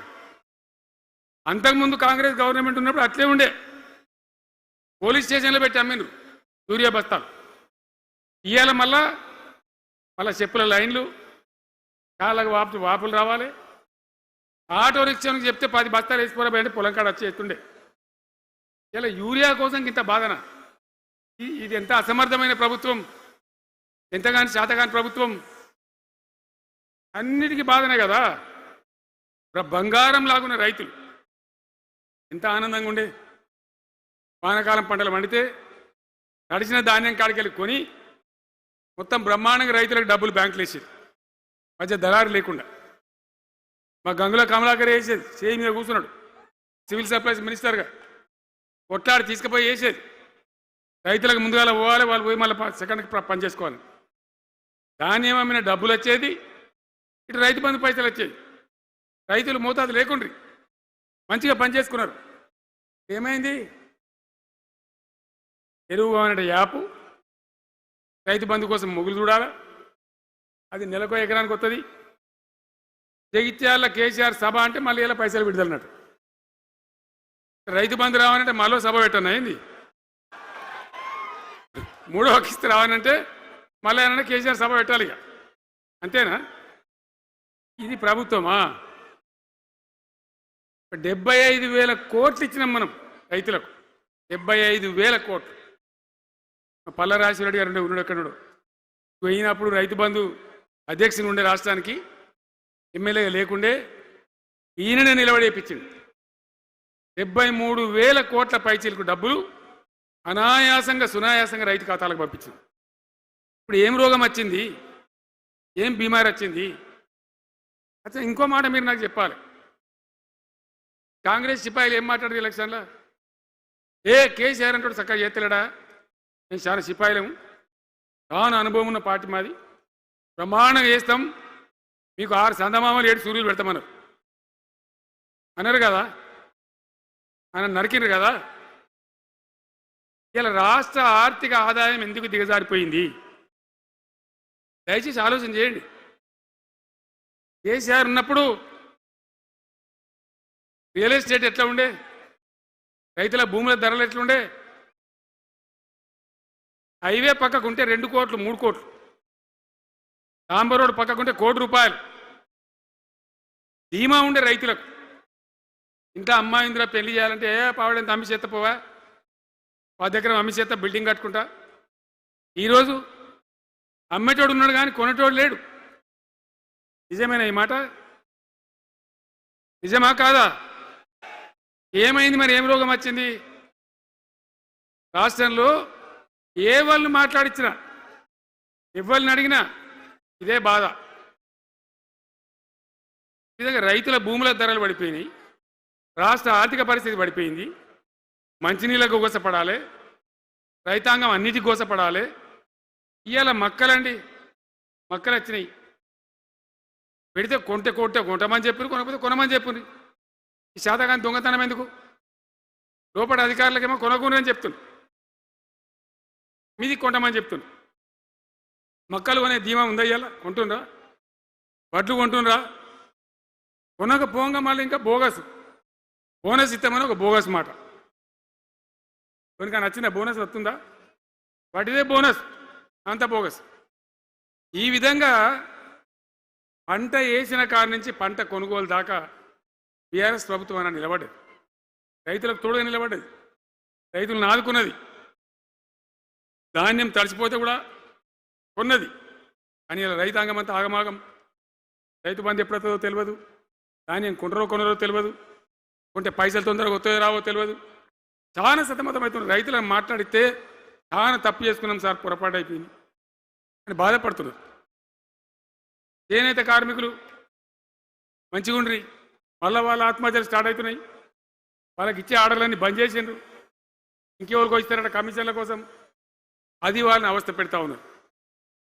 ఉద్యోగులు ఆనాడు మనం 72% ఇచ్చినాం, వాళ్ళు తెలంగాణ ఉద్యమంలో పనిచేసినారు కాబట్టి టీఎన్జిఓ అంటోళ్ళు సమైక్య రాష్ట్రంలో కూడా వాళ్ళ ఉనికి పొడగొట్టుకోలే, టీఎన్జిఓగానే ఉన్నారు తెలంగాణ ఎన్జిఓలుగా. కాబట్టి వాళ్ళని గౌరవించి గుర్తించి బ్రహ్మాండంగా 72% పిఆర్సీ ఇచ్చినాం. ఇలా ₹7 ఇచ్చిండ్రా, 7% అని ఇచ్చిండ్రా? ఏమైంది? ఏం బీమారైంది? ఎంతమందిని మోసం చేస్తారు? ఆఖరికి వస్తే పరిస్థితి ఏంది? ఇలా రాష్ట్రంలో రిటైర్డ్ ఉద్యోగస్తులకు కూడా వాళ్ళకి రావాల్సిన బకాయి, వాళ్ళు దాచుకున్న డబ్బులు వీళ్ళు ఇచ్చే మెహర్బానేం లేదు. ఆ డబ్బులు కూడా ఇచ్చే పరిస్థితి లేదు. ఆటో రిక్షా కార్మికులు మాట్లాడితే అన్న ఈరోజు పనికి మాలిన ఫ్రీ బస్సు పెట్టినారు, మా పుట్ట కొడుతున్నారు, మేము నాశనం అయిపోయినారు, వాళ్ళు ఏడుస్తూ ఉన్నారు. పిల్లలకు అది నేను పెట్టలే, ఆయన కాంగ్రెస్ ముఖ్యమంత్రి అయినా రాజశేఖర రెడ్డి గారు ఉన్నప్పుడు పెట్టిండు. ఇది ఫీజు రియంబర్స్మెంట్ అనే స్కీమ్, మంచి లాభం జరిగింది. నేను దాన్ని కొనసాగించిన. ఇలా మొత్తం బీసీలకు ఎస్సీలకు పిల్లలందరికీ ఫీజు రియంబర్స్మెంట్ రాక 10-12 వేల కోట్ల బకాయిలు పెడితే వాళ్ళు ఆగం, వాళ్ళు రోడ్డున పడరు. కోర్టుకు పోతే పిల్లల దగ్గర వసూలు చేసుకొని చెప్పి కోర్టులు చెప్తా ఉన్నాయి. వాళ్ళ గతి ఏం కావాలి? ఇప్పుడు ఎవరిని కదిలిచ్చినా ఈ రాష్ట్రంలో, ఎవరిని మాట్లాడించినా, ఒక విద్యార్థిని మాట్లాడినా, ఒక రిటైర్డ్ అయిన ఉద్యోగిని మాట్లాడినా, పనిచేస్తున్న ఉద్యోగిని మాట్లాడినా, రైతాంగంతో మాట్లాడినా ప్రతి వాడు అసంతృప్తి, ఒక బాధ, మాకేదో అన్యాయం జరిగినటువంటి పరిస్థితిలో మాట్లాడుతూ ఉన్నారు. పిల్లల పాపం చదువుకునే వాళ్ళు ఉంటే వాళ్ళకి విదేశాల్లో సీట్లు వస్తే 20 లక్షల రూపాయలు ఇచ్చాం. అంబేద్కర్ పేరు మీద, జ్యోతిబా పూలే పేరు మీద ఎస్సీ పిల్లలకు, బీసీ పిల్లలకు, ఓసీలలో కూడా నిరుపేదలకు ఇచ్చినాం. ఇలా దాన్ని బంద్ పెట్టినారు, వాళ్ళు ఆగమైపోతూ ఉన్నారు. అన్నీ కూడా సర్వనాశనం చేస్తూ ఉన్నారు. అన్ని స్కామ్లు, కుంభకోణాలు, భూ కబ్జాలు. పొద్దున్న లేస్తే పేపర్ తిప్పితే బాధ కలిగేటువంటి పరిస్థితులు. సో ఈ రకంగా సింగరేణి, అద్భుతంగా ఉన్న సింగరేణి నాశనం చేసి ఇలా బొగ్గులకు స్కామ్, సివిల్ సప్లైస్ల స్కామ్, మొత్తం అని కూడా స్కామ్లు, దోపిడీ తప్ప ప్రజలకు పనిచేసే పరిస్థితి లేదు. మరి ఏం జరగాల? కాంగ్రెస్ వాళ్ళు చెప్పిన మాటలు వింటే ఈ మాటలు కోటలు దాటినట్టు ఇష్టం ఉన్నట్టు చెప్పారు. చివరికి ఏందిరా ఇప్పుడు 2.5 ఏళ్ళు గడిచిపోయింది. మరి ఏంది కథ? కాకికి పెడదామంటే కంకెడి లేవు, పిట్టకి పెడదామంటే పిడికెడి లేవు. వట్టియే ముచ్చట్లు, వట్టియే మాటలు తప్ప ఎక్కడ ఏం జరిగింది లేదు. ఏ డిపార్ట్మెంట్లో కానీ, ఏ రంగంలో కానీ, ఇరిగేషన్లనా, కరెంట్లనా, ఇంకో దానిలనా, అర్బన్ డెవలప్మెంటా, రూరల్ డెవలప్మెంటా జరిగిందా? ఆనాడు మన పల్లెలు బాగు చేసుకోవాలని చెప్పి దేశంలోనే ఎక్కడ లేని విధంగా పల్లె ప్రగతి కార్యక్రమాలు చేసినాం. ప్రతి ఊరికి అన్నేళ్ళ తెలుగుదేశం కాంగ్రెస్ గవర్నమెంట్లు ఉంటే చచ్చిపోతే ఏడగాలేసుకోవడం జాగా కూడా చూపించలే. ప్రతి గ్రామానికి ఆనాడు మనం వైకుంఠ ధామాలు కట్టినాం, ప్రతి గ్రామంలో క్రీడా ప్రాంగణాలు కట్టినాం, ప్రతి గ్రామంలో నర్సరీలు పెట్టినాం, ప్రతి గ్రామంలో పల్లె ప్రకృతి వనాలు పెట్టినాం, ప్రతి గ్రామ పంచాయతీకి ట్రాక్టర్ ఇప్పించినాం. అన్నాడు చెత్త తీసేది. ఇలా పనిచేస్తున్నాయా ట్రాక్టర్లు? ఊళ్ళలో ట్రాక్టర్లు పనిచేస్తున్నాయన్నా? మూలకు పడ్డాయి, డీజిల్ పోసే దిక్కులేదు. ఏం చేయాలి? పల్లె ప్రకృతి వనం పెడితే దాన్ని నీళ్ళు పోసే దిక్కులేదు. ఏం రోగం వచ్చింది? ఏం బాధ? డీజిల్ లేదా? ఆ తెలివి కూడా లేదా? ఆ రోజు నేను చెప్పిన ఆర్థిక శాఖ కార్యదర్శిని పిలిచి అవసరమైతే ఎమ్మెల్యేల జీతాలు బంద్ పెట్టుంది కానీ గ్రామ పంచాయతీల డబ్బులు మాత్రం విడుదల చేయండి అని చెప్పినండి. అంత టెన్షన్గా డబ్బులు పంపించేది, కార్యక్రమాలు జరిగేది, గ్రామాలు మంచిగా ఉండేది. అది నాశనం పట్టిండ్రు. మున్సిపాలిటీలు అయితే మురిక్కుపాలు అయిపోయినాయి. మరి ఏం చక్కగా ఉన్నట్టు? ఏం బాగున్నదన్నా?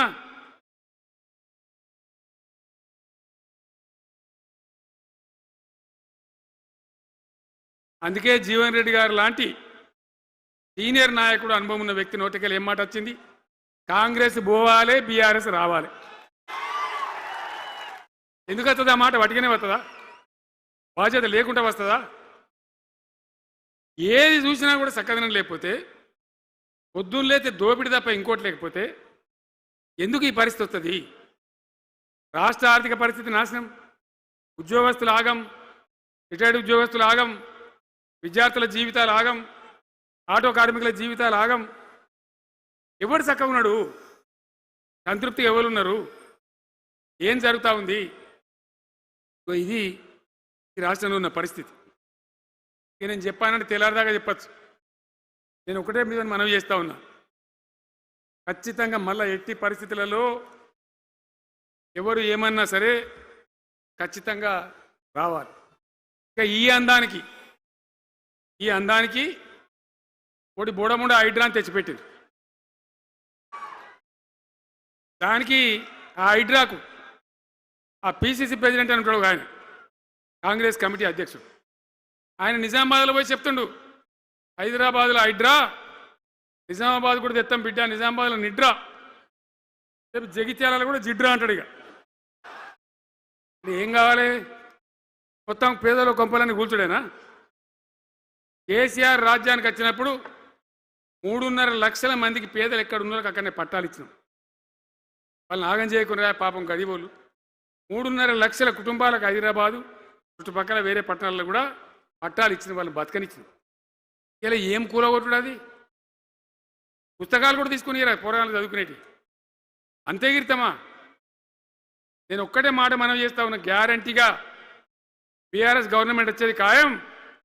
మొట్టమొదటి రోజులనే ఈ ఐటా అంటోని ఎత్తి అవతల వరేస్తామని చెప్పి నేను మనం చేస్తా ఉన్నా. తీసేయన్నా దాన్ని, ఐటా తీసేయనన్నా, పక్క మాటనా? మళ్ళా మొదలు పెట్టిరా, ఇక రాగు 5 నిమిషాలు అది అయిపోతుంది. హైడ్రా అని పీకేసి మొదటి సంతకంతోనే తీసి చెరువులో వాడేస్తాం దాన్ని. మనం చేయలేం. 46,000 చెరువులు మంచిగా చేసినాం. కొందరు గుడిసె కూడా కొలగొచ్చామా, ఇల్లు కూడా వచ్చామా? ఇదేమి ఇచ్చేంతరం నాకు అర్థం కాదు. మూసి అని దాని ఎంబడి వాడారు, దానికి ఆడ గరీబులు ఉంటారు పాపం. మూసి ఎంబడిన గరీబులను వాళ్ళని ఏమి ఏడిపించుడు? పొద్దున్న లేతే వాళ్ళు నిద్రపోకుండా, వాళ్ళ కంటి మీద కొనుక్కు లేకుండా, అది ఎవడు చేసే ప్రాజెక్ట్ అయ్యేది కాదు, పీకేది అవుతుందా? 15,000 ఇల్లు కూడా కొడతారట. ధర్మమేనా అది? ఈ రకంగా ఇప్పుడు పనికి మాలిన హైడ్రా తెచ్చి మూసి అది చెయ్యాలి, మూసి మంచిగా చేయాల్సిందే వద్దనేవాడు అన్నాడు. అన్ని వేల ఇల్లు కూడా కొట్టడం ఎందుకు నాకు అర్థం కాదు.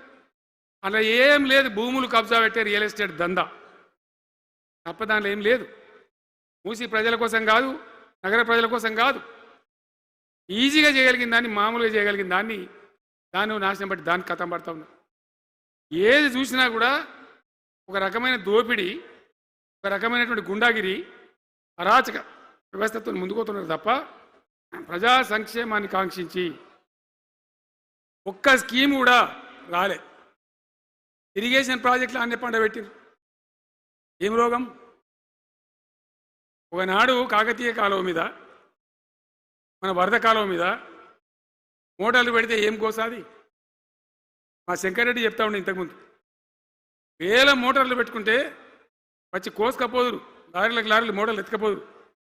ఇదే వరద కాలువ మీద కేసీఆర్ రోజులు ఎవడన్నా మాట్లాడిందా? మాట్లాడలే.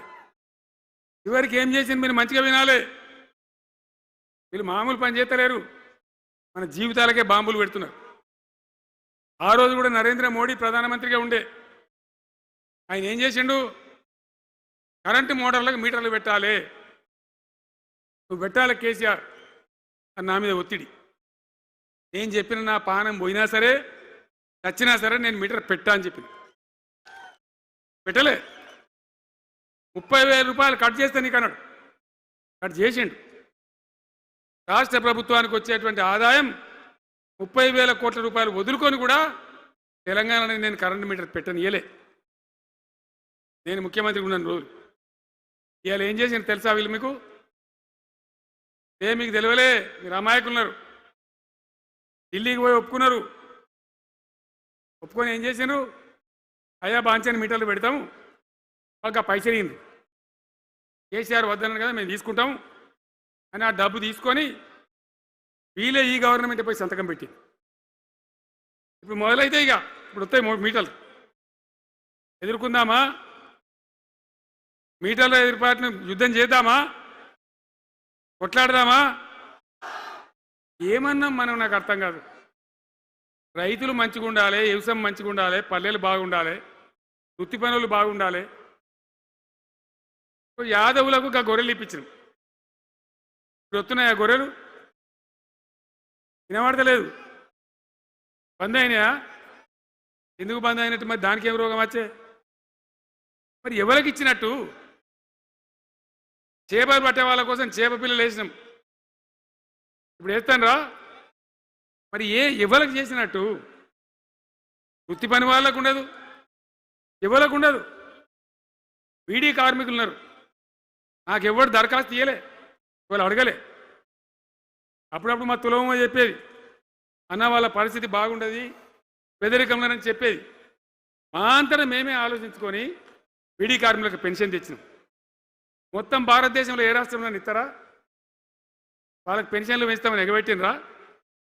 వాళ్ళకు కాదు, ఎన్ని ఆశలు ఇంట్లో ఉన్న ఆడపిల్లకు 5 లక్షలు మహాలక్ష్మి అని పేరు పెట్టి 2500 నెలకిస్తామని ఇచ్చిండ్రా? రూపాయి వచ్చిందా? అట్లా ఎన్ని 6 గ్యారంటీలు, 420 హామీలు. స్కూటీలు ఎక్కడ వాయే? స్కూటీల్లో మనలే, ఇంకా స్కూటీలు ఎక్కడి? ఏమన్నా నచ్చినాయా? మరి నేను ఏమంటున్నా అంటే, దయచేసి మీరు ఆలోచన చేయాల్సింది, ఇలా ఈ సభలో మాట్లాడుతున్నా మీరు వింటున్నాను కాదు, యావత్ తెలంగాణ వింటున్నది.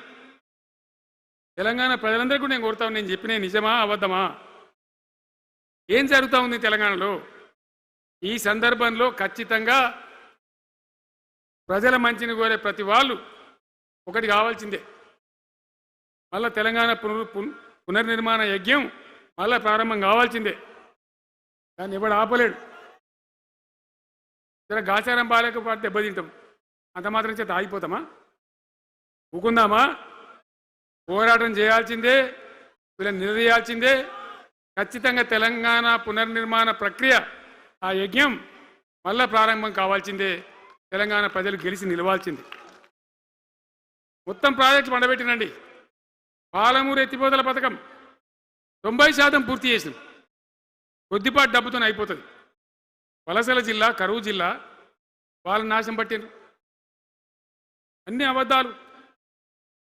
ఒక్కటి కూడా ఒక క్రియాన్వితమైనటువంటి ప్రజలకు పనికొచ్చేటువంటి ఏ రకమైన నిర్మాణాత్మక పని లేకపోగా కూల్చివేతలు, కాల్చివేతలు, పోలీస్ దాడులు, ఎవడన్నా ఎదురుగా మాట్లాడతామని పట్టుకపోవడు. ఇది రాజకీయమా? ఈ రకమైన కథన? దయచేసి మీ అందరితోని నేను కోరేది ఒకటే, చాలా సంతోషం. నేను జగిత్యాలకు వచ్చిన సందర్భంలో జీవన్ రెడ్డి గారు వెంట మీరు తండోపతండాలుగా తరలి వచ్చారు. సభలో ఉన్నదానికంటే బయట చాలా ఎక్కువ మంది ఉన్నారు. మేము రాగా చూసినాం, తోవలో చాలా చీరి చేస్తూ ఉన్నారు.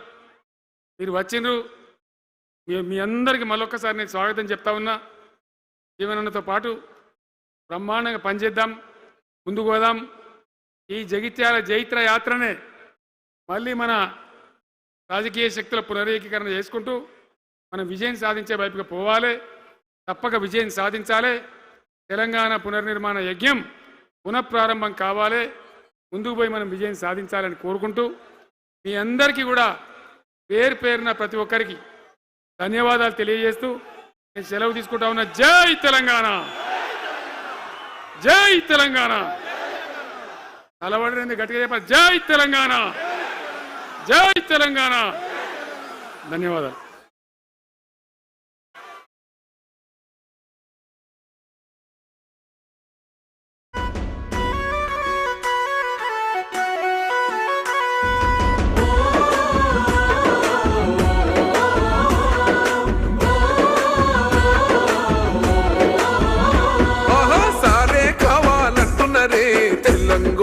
పల్లెలల్ల మల్ల కారే రావాలంటున్నరే, తెలంగాణ జిల్లలల్లా